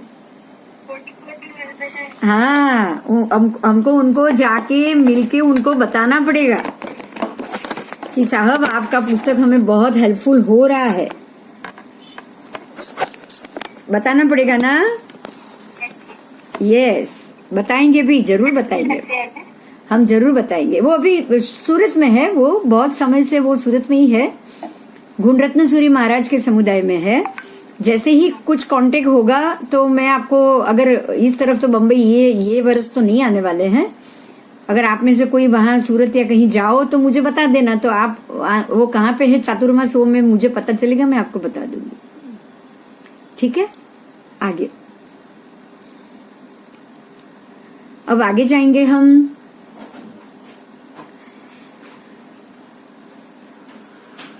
वर्तमान में अब सुनो कि आज का समय क्या कह रहा है। आपको यहाँ से आज के समय के मामले में भी बहुत कुछ जानने को मिलेगा। वर्तमान में वैज्ञानिक द्वारा नई खोज, वैज्ञानिक जो नई खोज करेंगे उसके पूर्वक अनेक मंतव्य प्रस्तुत किए जा रहे हैं। देखो, ये सेंटेंस बहुत कुछ कह रहा है। हाँ, मैं सिर्फ आपको पहले तो ये एक ही सेंटेंस पे रोकूंगी। वर्तमान समय में वैज्ञानिक द्वारा नई खोज पूर्वक अनेक मंतव्य प्रस्तुत किए जाते हैं। अब आप ये सोचो कि ये क्या समझाना चाहते हैं। ये शब्द आपको बहुत अच्छे से ध्यान से जानना है कि साइंस एक ऐसी चीज है, प्रयोगशाला ऐसी चीज है, एक ही चीज के लिए आपके पास कम से कम 10 मंतव्य भी हो सकते कि नहीं हो सकते। ये अभी भी पृथ्वी कैसी है, कभी दड़े जैसी गोल देखी, कभी जमरूख जैसी देखी, कभी वो जो नाशपति है उसके जैसी उनको दिखी, कभी संतरे जैसी दिखी। समझ रहे हो आप? उनको पृथ्वी कभी बिल्कुल अलग अलग रूप में दिखाई दे रही है, अभी टेढ़ी दिखाई दे रही है। अभी बोल रहे टेढ़ी हो रही है। पहले बोल रहे थे पृथ्वी ही घूम रही है सूर्य के आसपास, अब वो बोल रहे सूर्य भी पूरी कायनात को लेके घूम रहा है। ऐसे ऐसे कहने का मतलब मेरा ये है कि संशोधन यहाँ बताया है हमेशा बदलाव के रूप में ही आता है। संशोधन जो है वही आगे चलेगा, ऐसा कभी भी नहीं मानना चाहिए। जब भी जो गुरुत्वाकर्षण बल का नियम जब ढूंढा गया, गुरुत्वाकर्षण बल के हिसाब से ऐसा माना जाता है कि झाड़ से अगर कोई भी चीज गिरेगी तो जमीन पे ही गिरेगी। अगर कोई पक्षी उड़ रहा है, वो उड़ने की ताकत उसके अंदर के आत्मा में, उसके अंदर के उसकी आयु कर्म में है, उसकी आयु है, चल रही है, उसके सांसोच्छ्वास चल रहे हैं, इसलिए वो उड़ पा रहा है। बराबर, उसको उड़ने के लिए पंख भी मिले, लेकिन वो पंख होने के बावजूद भी अगर उड़ते उड़ते उसके सांस खत्म हो गई तो मतलब क्या हुआ? पंख कारण नहीं है, श्वास कारण है। समझ में आ रही है बात? उसके उड़ने का कर्म वो तब तक ही कर पाएगा जब तक उसकी सांस बाकी है। अगर किसी ने उसको तीर मार दिया, वो मर गया, तो वो उड़ नहीं पाएगा, उसको सीधा नीचे आना पड़ेगा। तो अगर कोई अब यहाँ सीधा समझो, अगर कोई वस्तु निर्जीव है तो वो कहाँ जाएगी? सीधे नीचे गिरेगी। तो जो गुरुत्वाकर्षण बल ढूंढा है उसने वही बताया ना कि अगर कोई वस्तु से आपने कनेक्शन छोड़ दिया तो वो सीधी नीचे गिरेगी। देखो, बराबर मैंने 2 दिन पहले एक अवकाशयान का आपको वीडियो रखा था, किसी ने देखा? अब इसी चीज को हम आज के साइंस से टैली करेंगे। अगर नहीं देखा है तो आप आज जरूर देख लेना। आप उसमें देखोगे कि जो अवकाशयान जो 40 लाख, समझिएगा, फुट हाइट, 40 लाख, थोड़ी नहीं, 40 लाख फुट हाइट, 50,000 फुट के ऊपर हमारे विमान उड़ रहे हैं। जो हम कहीं भी फॉरेन घूमने जाए ना, तो वो 35 से 50,000 के रेंज में उड़ते। 35 से 50,000 के ऊपर बादल नहीं होते, तो वहां पे बाकी के विमान उड़ते। अब ये 40 लाख मतलब 80 गुना ऊपर हो गया। समझने जैसी बात है, बहुत बहुत इंपॉर्टेंट बात है। अब वो 80,000 की फुट के ऊपर से अवकाशयान से वो आदमी ने नीचे कूदी लगाई, और पैराशूट के साथ लगाई थी। पैराशूट वहां से नहीं खोला उसने पैराशूट वहां से नहीं खोला है। पैराशूट वहां से वो 4 मिनट में जमीन पे पहुंचा है, 4 मिनट और कुछ सेकंड। आप ये सोचो, 40 मैंने कितना बोला, लाख, 40 लाख फुट की ऊंचाई से, मतलब 10 लाख फुट की ऊंचाई 1 मिनट में कोई भी वस्तु तय करती। कारण यही हुआ ना, जवाब यही हुआ ना। तो उसने वहां से कूदी लगाई, बिल्कुल पृथ्वी के नजदीक आते आते उसने आधार छोड़ने के बाद पैराशूट ओपन किया। मेरी बात समझ में आई? उसने पैराशूट ओपन किया, मतलब उसने एयर का सहारा लिया, हवा का सहारा लिया, ऊपर से नहीं लिया। आधे से आके वो आप बातचीत सुनोगे उसकी, वो बात कर रहा है, ऊपर से नीचे जब गिर रहा है ना, समझने की बात है, जब वो गिर रहा है ना तो बिल्कुल गोल गोल घूम रहा है, ऐसे गोल गोल घूम रहा है, वो सीधा नहीं गिर रहा है, बिल्कुल ऐसे गोल गोल घूम रहा है। और जब उसने पैराशूट खोली तब वो सीधा हो गया और जमीन पे उतरा।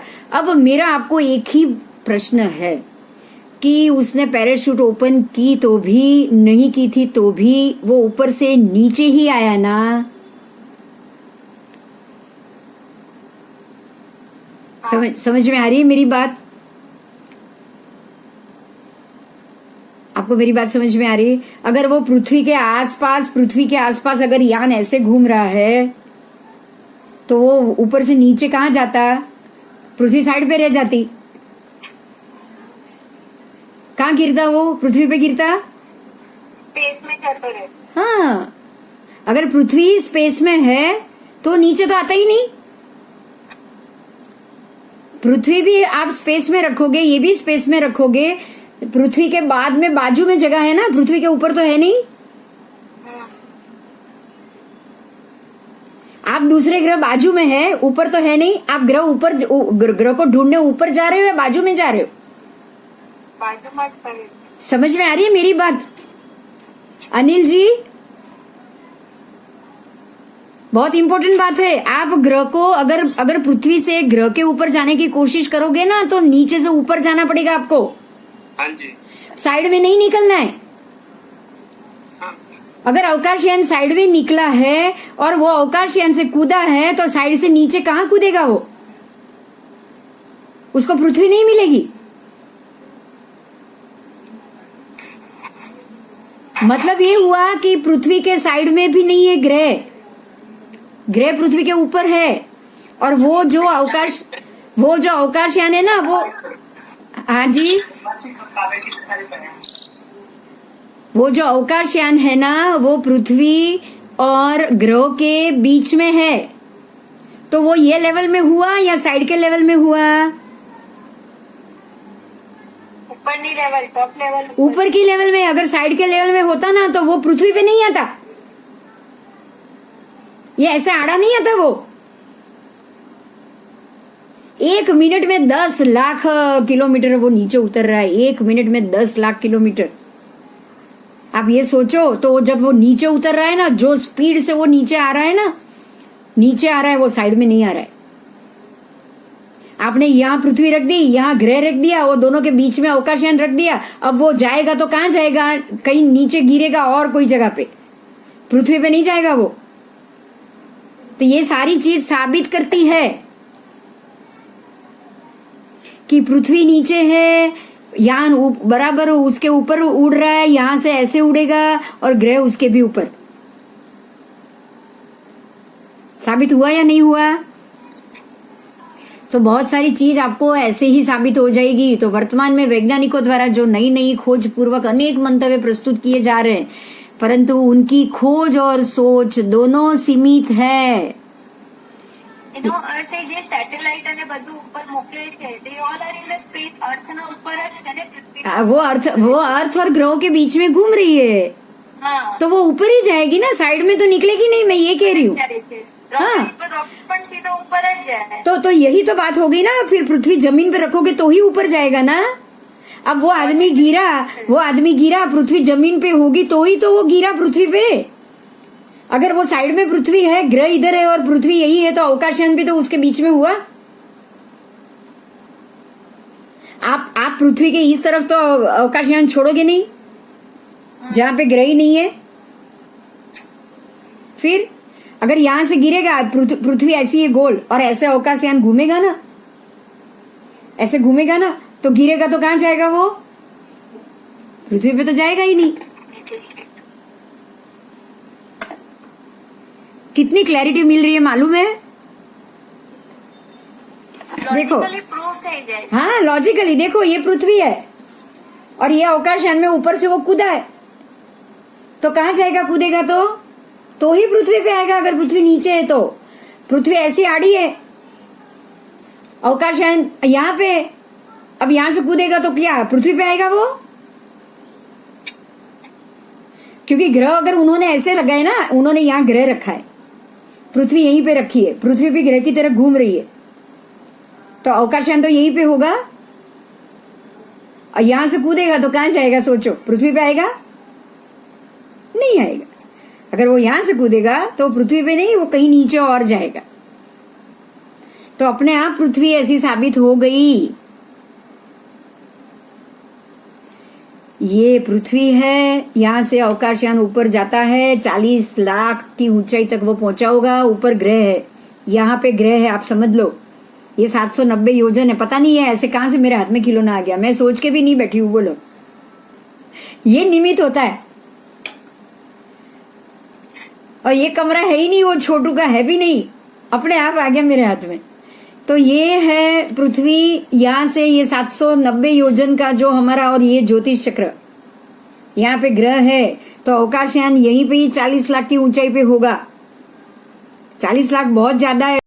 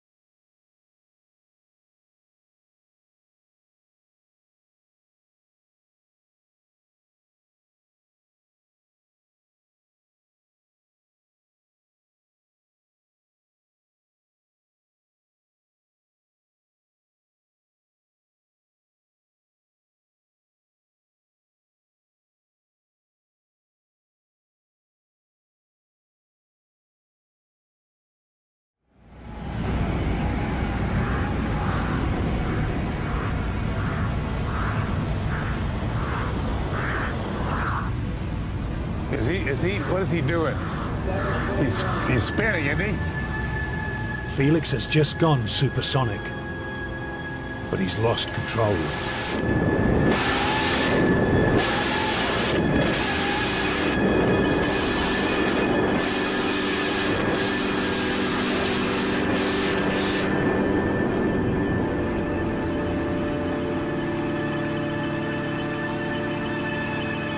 Gosh darn.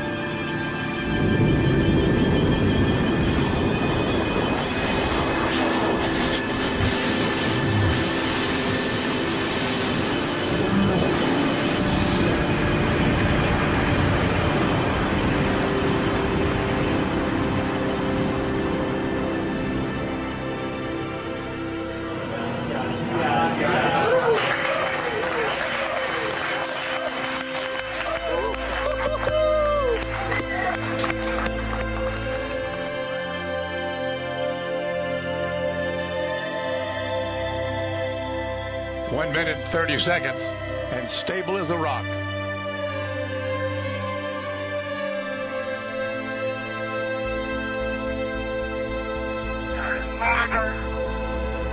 Felix, you calling me? Keep talking, Felix. Keep talking.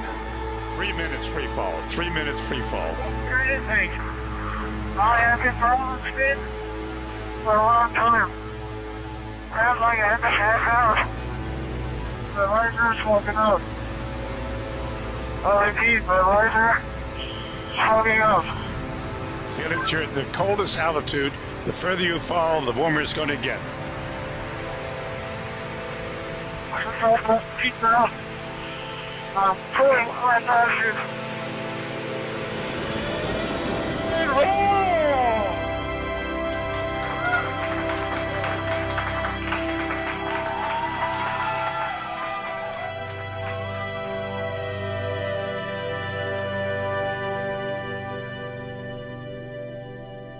That was really tough. Felix, we're so proud of you. You did absolutely fabulous. Absolutely fabulous. I couldn't have done any better myself.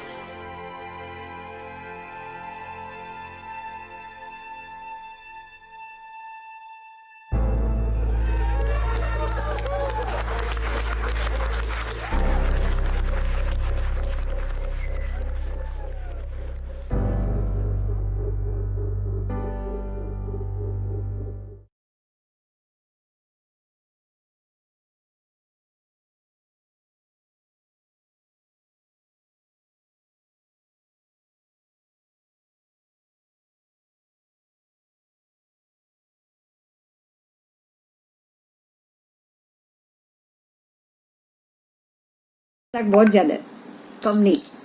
और यहां से जब वो गिरेगा ना सीधा 4 minute में नीचे, तो ये साबित करती है साइंस। आज का लेटेस्ट जो उनका जो एक्सपेरिमेंट है ना, उसने साबित कर दिया वैज्ञानिक कि पृथ्वी जमीन पे ही है, पृथ्वी हवा में नहीं। अब हम आगे जानेंगे कि उनको क्यों ये दिक्कत होती है, क्योंकि उनकी खोज और सोच दोनों सीमित है। इस विषय में वो अभी तक पूर्णता को प्राप्त नहीं कर पाए। क्यों नहीं कर पाए ये भी जानो, क्यों नहीं कर पाए। मान लो कि ये जम्बू द्वीप है और बराबर बीच में मेरू है, ये ना, ये सारा ये अच्छी गदा है, सब में काम आ रही है। मान लो ये जम्बू द्वीप है नीचे और बराबर मध्य में मेरू है। अब अगर अवकाशयान, ये मेरू 1 लाख योजन ऊंचा है। मेरू कितना ऊंचा? 1 लाख योजन। अगर आपका अवकाशयान 1 लाख पे पहुंचा ना ऊपर, 1 लाख की ऊपर के हाइट, मेरू के ऊपर अगर आपका अवकाशयान पहुंचेगा ना, तो ही वो साइड की भी 1 लाख का एरिया देख पाएगा, नहीं तो क्या देख पाएगा। जैसे कि आपको पूरा रास्ता चारों तरफ से रोड देखना है, तो आप अगासी में जाओगे तो ही दिखेगा ना, आपकी बिल्डिंग की टोच पे जाओगे तो ही दिखेगा, बराबर। तो ही चारों तरफ का पूरा पार्ला का एरिया, पूरा बंबई बांद्रा तक, यहां तक देख पाओगे। अगर ऊपर गए तो क्या आप पहले फ्लोर से देख पाओगे? यही है साइंस, यहीं से ही ढूंढ रहा है, यहां से ढूंढ रहा है, यहां से ढूंढ रहा है, यहां से ढूंढ रहा है। ऊपर तो पहुंचा ही नहीं। अब ऊपर पहुंचा ही नहीं तो उसको कहां से मिलने वाला, बराबर। तो उसने पूर्णता प्राप्त नहीं की क्योंकि वो ऊपर तक नहीं पहुंचा है, इसलिए आए दिन उनके अभिप्राय में फेरफार होता है, बदलता रहता है। और सर्वज्ञ द्वारा कथित वचनों में कभी भी कोई भी परिवर्तन नहीं होता है, क्योंकि वो तो जो देख रहे हैं वो बता रहे, वो देख पा रहे हैं, साइंस देख नहीं पा रहे हैं, हम देख नहीं पा रहे हैं। हमारे पास ऐसे दिव्य चक्षु है ही नहीं कि हम ये सारी स्थिति को देख पाए। हमारे यहाँ गणितानुयोग, अब समझिए हमारे पास देखो द्रव्यानुयोग आया, अब दूसरा वर्ड आ रहा है। ये सारा वर्ड है ना, जैनिज्म को, जैन के पूरी ज्ञान को 4 विभाग में बांटा गया। अभी मैं नाम आपको ले रही हूँ, गणितानुयोग, द्रव्यानुयोग, जैसे जैसे आएंगे आगे आएंगे। अभी मैं ये दूसरा आया आपको, द्रव्यानुयोग आया, गणितानुयोग आ गया, क्योंकि मुझे अभी तीसरा चौथा याद करना पड़ेगा। गणितानुयोग, द्रव्यानुयोग, उसके बाद है 4 अनुयोग है, 4 चरण कर्णानुयोग, चरण कर्णानुयोग, अभी एक चौथा भी है कर्णानुयोग, और एक और है, आ जाएगा नाम, हमारे पढ़ाई में आ जाएगा। अभी हम इतना यहाँ रुक रहे हैं। तो गणितानुयोग का पूर्व काल में विशालतम साहित्य उपलब्ध था, ऐसा कहा गया है। क्योंकि ये ऐसी बात क्यों बताई है, क्योंकि पहले के समय में 90, जैसे बोलते हैं ना 90 आगम थे, और जो आगमों की लिखाई है उसका अगर आप उदाहरण भी सुनो ना तो सरप्राइज हो जाओगे। 1000 हाथी का अगर वजन किया जाए, उतने प्रमाण की साही लेकर अगर लिखा जाए ना, तभी ये जो खाली एक पूर्व उससे लिखा जा सकता है, ऐसे 14 पूर्व। अब 1000 हाथी की सही कितनी होगी आप सोच लो, उसके वजन प्रमाण। तो इतना सारा हमारे पास आज उपलब्ध नहीं है। यही कारण है कि कुछ बाहर का, कुछ काल की वजह से नष्ट हो गया है, कुछ बाहर के यवनों के कारण ये नष्ट हो चुका है। उसके बाद बहुत कुछ साहित्य फिर भी बचा हुआ है, तो वो काल के वर्ष पूर्वधर के संबंध में से उसका संबंध नहीं मिल पा रहा है, क्योंकि अब जो भी बचा है शास्त्र, उसमें ज्ञानी भी उतने नहीं है। पूर्वधर और जो ज्ञानी जो हमारे में बताए गए हैं, जैसे केवल ज्ञानी के बाद श्रुत ज्ञानी है ना, फिर 14 पूर्वी, फिर 10 पूर्वी, ऐसे पूर्वी। अभी एक पूर्वी भी आज नहीं है, आज एक पूर्वी भी नहीं।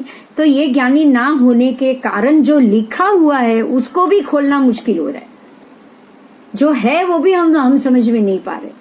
तो ये सारा कारण है कि इस विषय को बाल ग्राह्य बनाने का प्रयत्न किया है। तो ये चीज से तो आप अच्छे से जान पाओगे, ये बहुत अच्छा प्रयत्न है कि जो आज के वैज्ञानिक परिप्रेक्ष्य को समझाने की कोशिश इस पुस्तक में की गई है। अब ये मैं आपको एक बात यहाँ एक और बताऊं, आज आपके ये पत्रों में से ही आपने आज बहुत बड़ी बात जान ली या नहीं जान ली? आपको सपोर्टिव हुआ ना ये पढ़ना भी?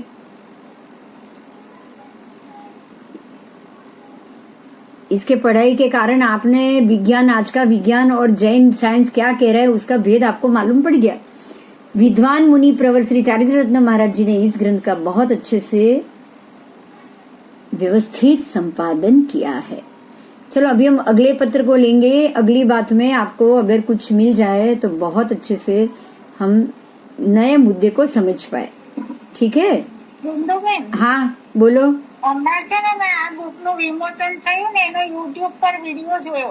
ओके ओके, એટલે યુટ્યુબ પર વિડિયો છે. हाँ ये मतलब इसका विमोचन का होगा। ये विमोचन तो बहुत समय पहले हुआ है, आज नहीं हुआ है, 2 साल के पहले हुआ है। અને ત્યારે કેટલા બધા આચાર્ય ભગવંત બોલેલા બધા. हाँ हाँ, पर ये तो 2 साल हो गए, कम से कम 2-3 साल हो गए, 3 से भी ज्यादा हो गए, 3 से भी ज्यादा। पता नहीं, आप उसमें डेट जरूर देखना। ठीक है, अभी जो दूसरा जो महात्मा ने ये जो लिखा हुआ है, अभी हम उसकी बात करेंगे आगे। इसमें एक बात बताई है कि योग साधना के लिए चित्त की एकाग्रता अनिवार्य है। आपको यहाँ एक महत्व का मुद्दा, हम जहाँ अब हमारे लिए जो महत्व का मुद्दा होगा हम वही पढ़ेंगे। तो योग साधना के लिए चित्त की एकाग्रता अनिवार्य है। इस ग्रंथ में चित्त को तन्मय और स्थिर बनाने के लिए द्रव्यानुयोग का आलंबन बहुत अच्छे से लिया गया है। समझ में आई बात? समझ में आई? योग साधना के लिए चित्त की एकाग्रता बहुत जरूरी है और उस एकाग्रता के लिए चित्त को तन्मय और स्थिर बनाने के लिए ये ग्रंथ में द्रव्यानुयोग और इस ग्रंथ को आलंबन बनाना चाहिए। आगे हम जाएंगे सामान्य प्रज्ञा से। सामान्य प्रज्ञा का मतलब सामान्य बुद्धि। समझ लीजिएगा, प्रज्ञा दो प्रकार की बताई है, सामान्य और ओघ। ओघ को सामान्य मानना है और दूसरी है विशेष प्रज्ञा। जैसे ओघ संज्ञा और विशिष्ट संज्ञा। तो ओघ संज्ञा है वो सामान्य बुद्धि है और विशिष्ट संज्ञा है वो विशेष प्रज्ञा बुद्धि है।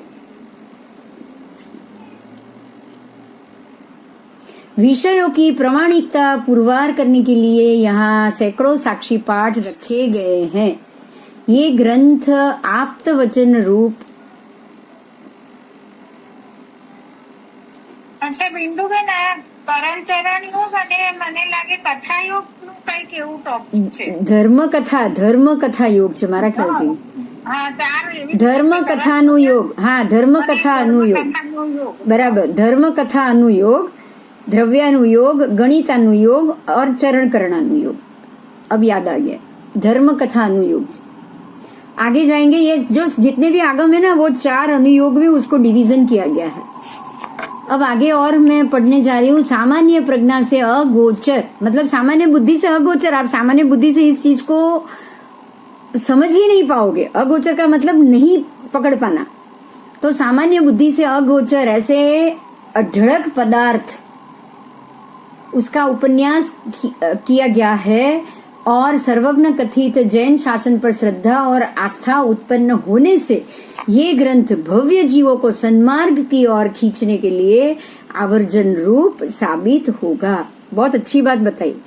इसमें जो सामान्य प्रज्ञा वाले का यहाँ काम ही नहीं है, ये विशिष्ट प्रज्ञा का काम है और विशिष्ट प्रज्ञा से युक्त ऐसा ये ग्रंथ बनाया गया है। ऐसी अनेक विशेषताओं से तरबतर बना हुआ ये ग्रंथ। इसमें ये ग्रंथ का 3 प्रकार से बहुत अच्छा सा उपयोग होगा। ये 3 मैं बोल रही हूँ। एक है प्रज्ञा वैशद्य, मतलब प्रज्ञा बुद्धि का विशिष्ट प्रकार से यहाँ पे उपयोग। फिर श्रद्धा और स्थैर्य, श्रद्धा भी और स्थिरता भी। श्रद्धा होना भी, सम्यकत्व की श्रद्धा होना और सम्यकत्व के ऊपर स्थिर हो पाना। उसके बाद आत्म नैर्मल्य प्राप्त, आत्म की निर्मलता का प्राप्त। ये सारी चीज ये ग्रंथ के पढ़ने से होगी ही होगी। आप ये सोच सकते हो कि ये सारे महात्मा ये ग्रंथ के लिए किस प्रकार से सोचते हैं, मतलब ये ग्रंथ कहाँ कहाँ उपयोगी है, बस आपको यही जानना है। ठीक है। ये आजकल जैन लोगों को शायद ये भी मालूम नहीं है, पर ये ग्रंथ पढ़ने से जैन दृष्टि से ब्रह्मांड का क्या स्वरूप है वो मालूम पड़ेगा। स्कूल में तो पृथ्वी गोल है इत्यादि पढ़ाया जाता है, लेकिन यहाँ पे प्रायः जो हमारे दिमाग में जो बात डाली जाती है ना वो ही बैठ जाती है। देखो, ये बहुत अच्छा महात्मा ने एक कारण बताया है कि हम क्यों परमात्मा की बातों से दूर होते हैं। एक बहुत अच्छी बात है यहाँ जानने जैसी कि परमात्मा की चीजों से हम दूर क्यों हो जाते। तो इसका कारण ये है कि हमारे दिमाग में एक ही बात अगर 4 बार बोली जाए ना तो वो घर कर जाती। आपको वो एग्जाम्पल मालूम होगा, एक ठग था, 3 ठग थे और एक आदमी एक बकरा लेके जा रहा था, बकरा खरीद के लेके जा रहा था। उसने खरीद भी किया, लेकिन ये तीनों ठग ने सोचा कि अब इससे बकरा वापस हम ठगे कैसे, ये क्या करे तो ये बकरा छोड़ दे। तो उसने एक के बाद एक ठग उसके सामने आए। एक बोल रहा है, अरे तू गधे को लेके कहाँ जा रहा है? तो वो बोल रहा है, मैंने तो बकरा खरीदा है, मैंने गधा नहीं खरीदा। अरे तूने बकरी नहीं, ये गधा खरीदा है। ये बकरी नहीं है, ये गधा है, तेरे कोई काम नहीं आएगा, छोड़ दे उसको, नहीं तो ये तेरे को लात मार के गिरा देगा। वो सोच रहा है मैंने बकरी खरीदा है, मेरे को बकरी दिख रही है, ये गधा क्यों बोल रहा है। वो आगे निकला। फिर दूसरा ठग आया, उसने भी बोला ये बकरी नहीं है, ये गधा है। तीसरा जब बोला कि ये बकरी नहीं, ये गधा है, उसके दिमाग में तीनों ने ये बात ऐसी बिठा दी कि उसको अभी वो बकरी नहीं गधा दिख रहा है। बकरी होने के बावजूद वो उसको गधा समझने में लग गया, क्योंकि उसके दिमाग में वो बात बैठ गई और उसने वहां पे उसको छोड़ दिया बकरी को। तो ये बिल्कुल इसी प्रकार से स्टोरी जा रही है आज की साइंस की। दिमाग में मार मार के वो हमारे लिए पढ़ाई में बचपन में ऐसी बात 12-15 साल तक, पृथ्वी गोल है, पृथ्वी जमीन पे है, नहीं है, पृथ्वी दड़े जैसी है, पृथ्वी हवा में घूम रही है, बस ऐसे डाल दी है ना कि अब वो सेंटेंस से बाहर आने में हमारे लिए सालों लग जाएंगे। तो ये एक बहुत अच्छी बात आपको समझनी है कि प्रायः सर के ऊपर वही बात अगर डाल दी जाए तो वो मन में स्थिर हो जाती है। तो आपको किसी भी गलत आदत से भी घबराना है। अगर गलत आदत भी अगर प्रायः डाल दी ना आपने तो भी स्थिर हो जाएगी। कोई भी बात ज्यादा समय तक की जाए तो वो स्थिर हो जाएगी। बस आहार संज्ञा, भय संज्ञा, लास्ट क्लास में मैंने यही चर्चा की थी। उपवास तप पचखान इसीलिए करने हैं कि आहार संज्ञा से छूटना, क्योंकि आहार लेने की आदत भी पड़ चुकी है। कहीं भी जीव जन्म लेगा सीधा उसको खाना तुरंत, आत्मा को ही तुरंत चाहिए। जैसे ही आत्मा बंधा हुआ हो, कर्म से बंधा हुआ आत्मा की बात कर रही हूं मैं। आत्मा जैसे ही कर्म से बंधा हुआ जन्म लेने के लिए वो माता पिता के वीर्य पुद्गल में प्रवेश करेगा, प्रवेश होते ही पहले ही समय में आहार कर ले, उसी शोणित और वीर्य का आहार कर ले, क्योंकि आहार संज्ञा उसने भर भर के अपने अंदर रखी हुई। बराबर। तो पृथ्वी अगर गोल, अब दूसरा पॉइंट दिया है, पृथ्वी अगर गोल है, घूमती है, सूर्य की चारों ओर चक्कर काटती है, फिर स्वर्ग और नरक जाएगा कहां पे? क्योंकि स्वर्ग तो ऊपर ही है और नरक तो नीचे ही है। ये तो सारे शास्त्र कह रहा है। अगर पृथ्वी को आपने ऐसे साइड में रख लिया तो साइड में तो स्वर्ग नरक जाएगा नहीं, पाताल लोक तो नीचे ही जाएगा, जमीन में ही जाएगा। तो आज का साइंस इसीलिए स्वर्ग नरक को मानता नहीं, क्योंकि उनको दिखता नहीं है, दिखाई नहीं देता। एक ज्यादा हवा में ऊपर है स्वर्ग, वहां तक उनकी दृष्टि नहीं पहुंच रही है, उनके लेंस नहीं पहुंच रहे, उनके कैमरा नहीं पहुंच रहे, उनके एक भी सैटेलाइट नहीं पहुंच रहे, इसलिए वो दिखाई नहीं दे रहा। एक नीचे है जमीन के अंदर, वो भी नहीं दिखाई दे रहा है, इसलिए मानते नहीं। मोक्ष नहीं, धर्म नहीं, ये सारी चीज विज्ञान स्वाभाविक रूप से नास्तिकता की ओर ही लेकर जा रहा है।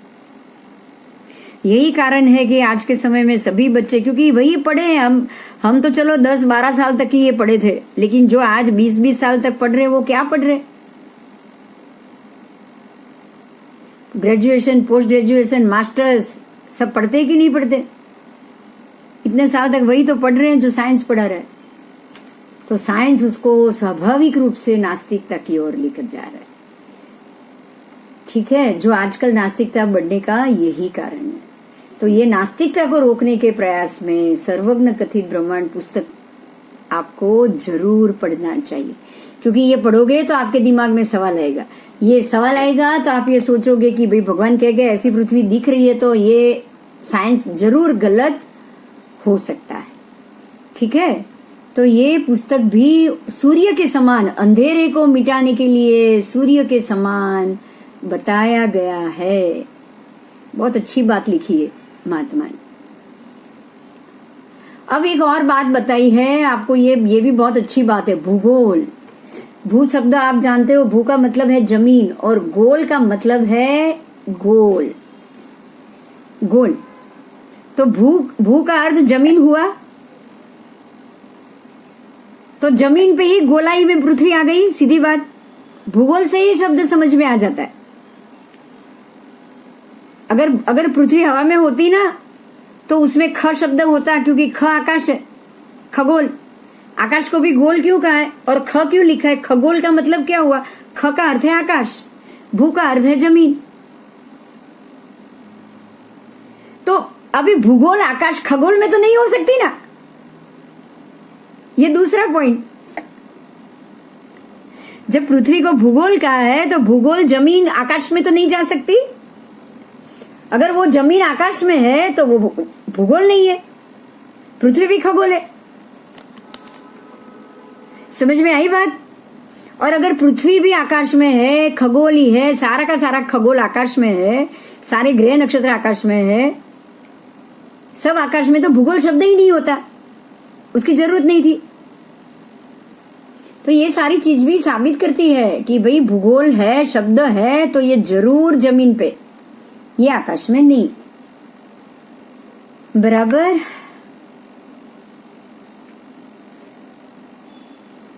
चलो अभी आगे मैं जाती हूँ।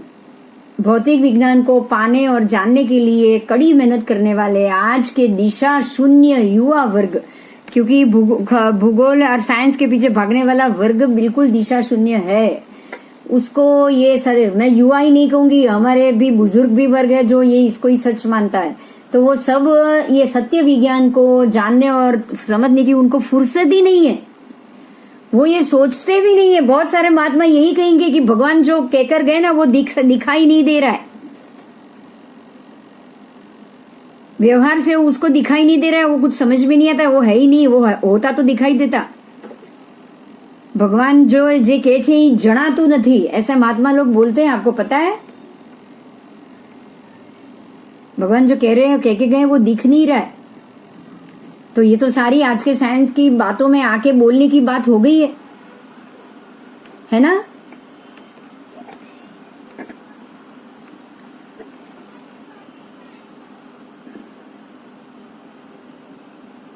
और इसके लिए और जो पुस्तक का नाम दिया है वो मैं बोल रही हूँ कि इस ग्रंथ के माध्यम से अज्ञात वर्ग सर्वज्ञ कथित तत्वज्ञान से ज्ञात बने और पूर्वाचार्य द्वारा विरचित तत्वार्थ, बृहद संग्रहणी, लोक प्रकाश, क्षेत्र समास आदि ग्रंथों के भी ज्ञाता बने, सम्यक ज्ञान से सम्यक दर्शन को भी प्राप्त करे, चारित्र को भी अपने जीवन में उतारे और शीघ्रमेव मोक्ष मार्ग प्राप्त करे।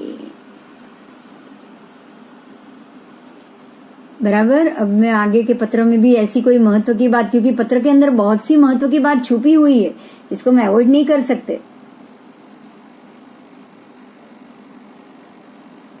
एक और बात, ये प्रश्न ये पत्र में है, बहुत अच्छी है, ये मैं बोल रही हूँ। आज की भाषा में शक्य प्रदान प्रयोग द्वारा प्रकाशित करने से आज के व्यक्ति के मानस में वह बात जल्दी समझ में आती है। आज का जो मानस है ना, आज का जो जन समाज है ना, उसको पिक्चर लाओ, उसको फिल्म बताओ, उसको ऐसे ही जैसे ये अवकाशयान आकाश से कूदा, ये पूरा लाइव था, वो लाइव वीडियो है, आप देखोगे तो मालूम पड़ जाएगा कि ऊपर से जब वस्तु गिरती है ना तो गोल गोल घूमती हुई गिरती है, सीधी भी नहीं गिरती। आप एक कागज की एक पतला सा पेपर फाड़ के भी 5वें फ्लोर से नीचे डालोगे ना तो वो भी घूमती घूमती हुई उतरेगी जमीन पे। એના પાછળ લોજિક શું કે આટલું ફરી ફરીને નીચે પડાય? फरी फरीने नीचे पड़े, क्योंकि यही तो बात है कि आप आकाश में से कोई भी चीज अगर टूटेगी ना तो वो नीचे ही आएगी, ऊपर तो जाएगी ही नहीं। जीव तो है ही नहीं, अगर कोई अंदर जीव है तो ही ऊपर जाएगा। देव घूम सकते हैं क्योंकि उसके अंदर आत्मा है। समझ में आ रही है मेरी बात? देव घूम सकते हैं, अगर कोई जीव सीध शिला में जा रहा है तो वो घूम के ऊपर जा सकता है। देवलोग भी ऊपर ही जाते हैं ना, देव जो भी देव में है वो उनकी आत्मा ऊपर ही तो जाके जन्म लेती है, तो आत्मा ही जा सकती है ऊपर की तरफ। बाकी कोई भी चीज जो जीवित है, जो नाशवंत है, वो नीचे ही आएगी। समझ में आया? आत्मा नाशवंत नहीं है, आत्मा शाश्वत है, इसलिए वो ऊपर जाएगी, उसकी गति ऊर्ध्व होगी, बिल्कुल विपरीत है वो। लेकिन बाकी सारी चीज, संसार की चीज नाशवंत है, कुछ समय के लिए है। अगर मेरी भी आयुष्य मेरे शरीर में मेरी आत्मा है तो कुछ समय के लिए ही है, उससे ज्यादा नहीं है। उतने समय में मेरा शरीर का नाश होगा ही होगा। तो कोई भी चीज अगर शाश्वत है, नाशवंत नहीं है, अविनाशी है, तो वो सीधी ऊपर ही जाएगी, और ये सारी चीज जो नाशवंत है वो सीधी नीचे आएगी। तो अगर वो अवकाशयान से आदमी गिर के नीचे आया है तो सीधा अर्थ हो गया कि पृथ्वी नीचे ही है, तभी वो नाशवंत चीज नीचे आई, तभी वो मनुष्य नीचे गिरा। आत्मा नहीं है, आत्मा होती तो ऊपर चली जाती। अब समझ में आ गया? पृथ्वी जमीन पे है, वो क्लियर हो गया? સારિકાએ એમ પૂછ્યું કે ગોળ ગોળ કેમ ફરે? गोल गोल तो कोई भी, क्योंकि देखो हवा, आप जो जो चीज अगर वस्तु गिर रही है ना, उसके अंदर तो है नहीं जीव की वो धर्मासिका का आधार लेगा, अधर्मासिका का आधार लेगा। નહીં આ જે માણસ પડ્યો એ તો લઈ શકે ને? अरे अधर्मासिका का आधार लेकर अगर वो गति भी करे ना, तो उसके लिए भी उसके पैर के नीचे जमीन तो चाहिए कि नहीं? અચ્છા, હવામાં નહીં લઈ શકે हवा में वो कैसे वो ले सकता है? તો આ પક્ષીઓને બધા ના લે? अरे जीव है, उसके पास पंख है, पंख की शक्ति है। अब जब भी उसने पंख के रूप में जो पैराशूट का सहारा ले लिया ना, वो सीधा हो गया, અચ્છા, क्योंकि उसने वो पैराशूट का सहाय लिया ना। वो भी पुद्गल ही है कि नहीं? હા, और पक्षी की पंख भी पुद्गल है कि नहीं? अब खाली पंख में तो जीव नहीं है। पंख में जीव होता तो मरा हुआ पक्षी भी उड़ता कि नहीं उड़ता? बराबर। तो जैसे पक्षी पंख का सहारा लेकर ऊपर से नीचे से ऊपर जाता है, या हवा में स्थिर रहता है, या वो सीधा नीचे उतरता है, बिल्कुल ऐसे ही इसने पैराशूट का सहारा लिया है। हवा के ऊपर दबाव, प्रेशर डाला है उसने। पैराशूट में ऐसी व्यवस्था होती है ताकि हवा बिल्कुल बीच के माध्यम से बाहर ना निकले। इंसान जो साइज का हो ना, उससे कई गुना साइज का पैराशूट होता है। वो पैराशूट, बाकी अगर पैराशूट नहीं होती नहीं थी तब तक तो वो गोल गोल गोल ऐसे ऊपर नीचे ऐसे गुलाटी गुलाटी में घुमा हुआ है। घुमाए कि नहीं घुमाए? अगर कोई पहले या दूसरे माले से कोई व्यक्ति गिरती है ना, तो भी वो उल्टी गिरती है, सर के बल, उसका पैर नीचे नहीं आता है। आता है? नहीं आता है, क्योंकि आपका शरीर आपके साथ है। वो हवा को रोकने के लिए काबिल नहीं है। ये पैराशूट का उपयोग हवा को रोकने के लिए काबिल। जैसे पंखी के पंख निमित्त कारण है उड़ने के लिए, वैसे इसने पैराशूट लिया है, वो भी स्टेबल होने के लिए। वो उड़ नहीं पाता है उससे, पैराशूट से वो क्या उड़ पाता है? नहीं। विमान से वो उड़ेगा, क्योंकि विमान में उसने निमित्त रूप, उड़ने के निमित्त रूप मशीन में उसने डीजल भरा हुआ है। भरा है कि नहीं भरा है? हाँ या ना? हाँ। विमान में जीव तो है नहीं, लेकिन वो यंत्र से उड़ा सकता है। वो उड़ सकता है, खुद नहीं उड़ सकता, कोई उसको उड़ा सकता है। बराबर।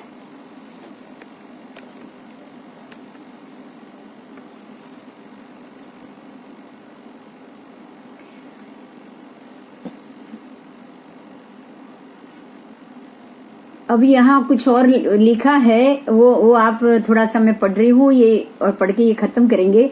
अभय सागर श्री जी, गुरुदेव श्री अभय पूज्यपाद पन्यास गुरुदेव श्री अभय सागर जी महाराज साहब ने लास्ट 50 साल से, पिछले 50 साल से आज के विज्ञान की बातें कितनी गलत है और परमात्मा की वाणी कितनी सत्य है, ये बात जनता को समझाने की कोशिश जम्बू द्वीप संकुल की स्थापना करके आज के वैज्ञानिकों को चैलेंज दिया, और 30 से ज्यादा सभी भाषा में पुस्तकों का प्रकाशन भी करवाया। ये बात आप जानो, पालीताना में है जम्बू द्वीप, और वहां पे इनके पुस्तक और बाकी सारी भाषा के आपको उनकी पुस्तकें मिलेगी। और वो पुस्तकों में उन्होंने नासा को और आज के साइंस को चैलेंज दिया है, वो सब भी पढ़ने को मिलेगा। अमेरिका की नासा संस्था के साथ पत्र व्यवहार भी किया, रशिया की नासा संस्था के साथ भी पत्र व्यवहार किया, और अभी भूगोल संबंधी, चंद्र संबंधी आज के विज्ञानों की मान्यता को साबित करने वाले को 1 करोड़ रुपया का इनाम भी जाहिर किया, पर कोई भी सही विद्वान उनके पास आए नहीं है। आज भी यह प्रयत्न में आगे बढ़ रहे हो आप भी। बस हो गया। अब आप गुरुदेव उनको, अशोक सागर जी महाराज साहब ने उनको यह आशीर्वाद दिया है कि आप भी अभी इसी में आगे बढ़ रहे हो, तो ये बहुत ही अनुमोदनीय कार्य हो रहा है। ठीक है, अभी ये लेटर्स हम कल पढ़ेंगे 12वें नंबर से 8:30 पौने 9 हो चुके, 8:40। 12 नंबर वो तो पता नहीं, शायद जितने भी हो, लेकिन हम उसमें से जो मुख्य बात है ना, जो रिपीट हो रही है ना, वो हम नहीं पढ़ेंगे। हाँ, क्योंकि रिपीट हो रही है उसके पीछे तो कोई जाने का मतलब ही नहीं है। तो जो मुख्य मुद्दा है ना, उसी के लिए तो हम जरूर जाएंगे। बराबर,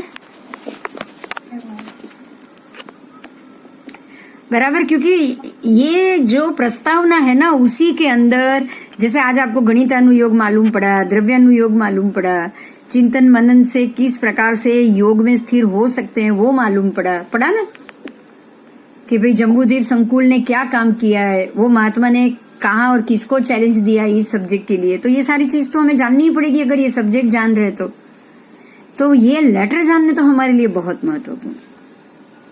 ओके, उसमें से जो ऐसे मुख्य मुद्दे हैं उसको हम जरूर जानें। ठीक है, कोई प्रश्न है तो करो। आज के विवरण में कोई भी प्रश्न खड़ा हो तो बोल दो please.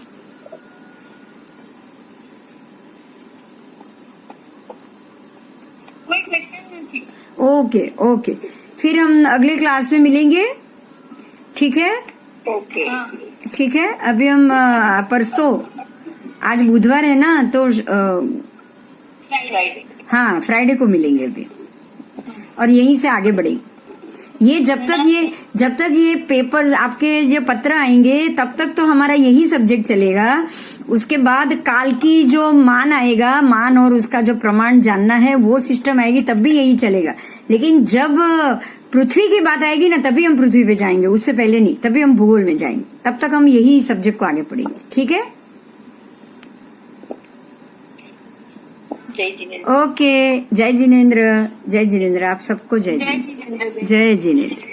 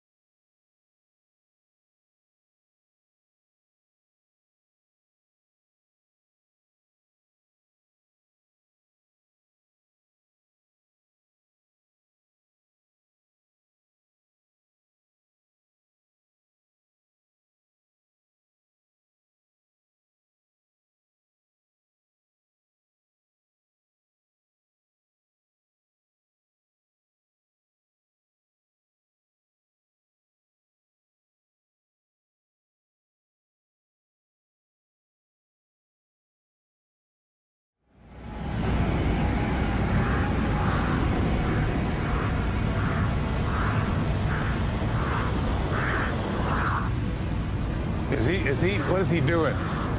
He's spinning, isn't he? Felix has just gone supersonic, but he's lost control.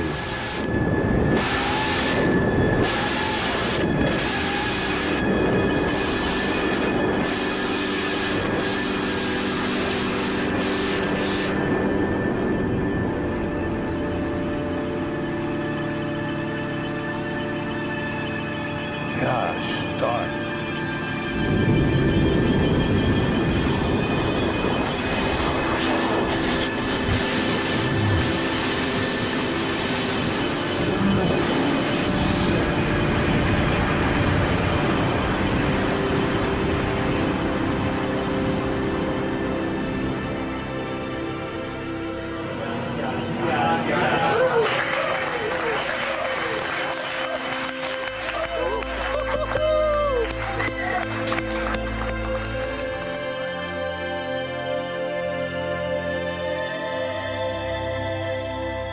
One minute and 30 seconds, and stable as a rock.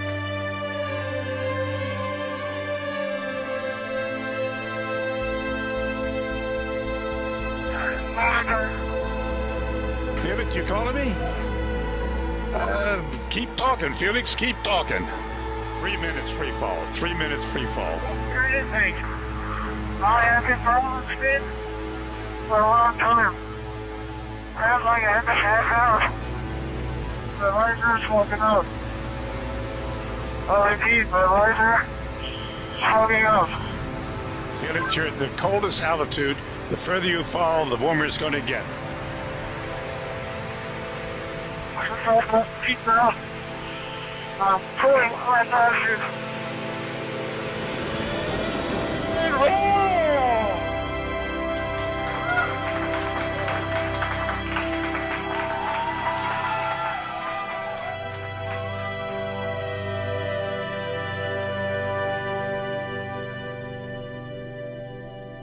That was really tough. Felix, we're so proud of you. You did absolutely fabulous. Absolutely fabulous. I couldn't have done any better myself.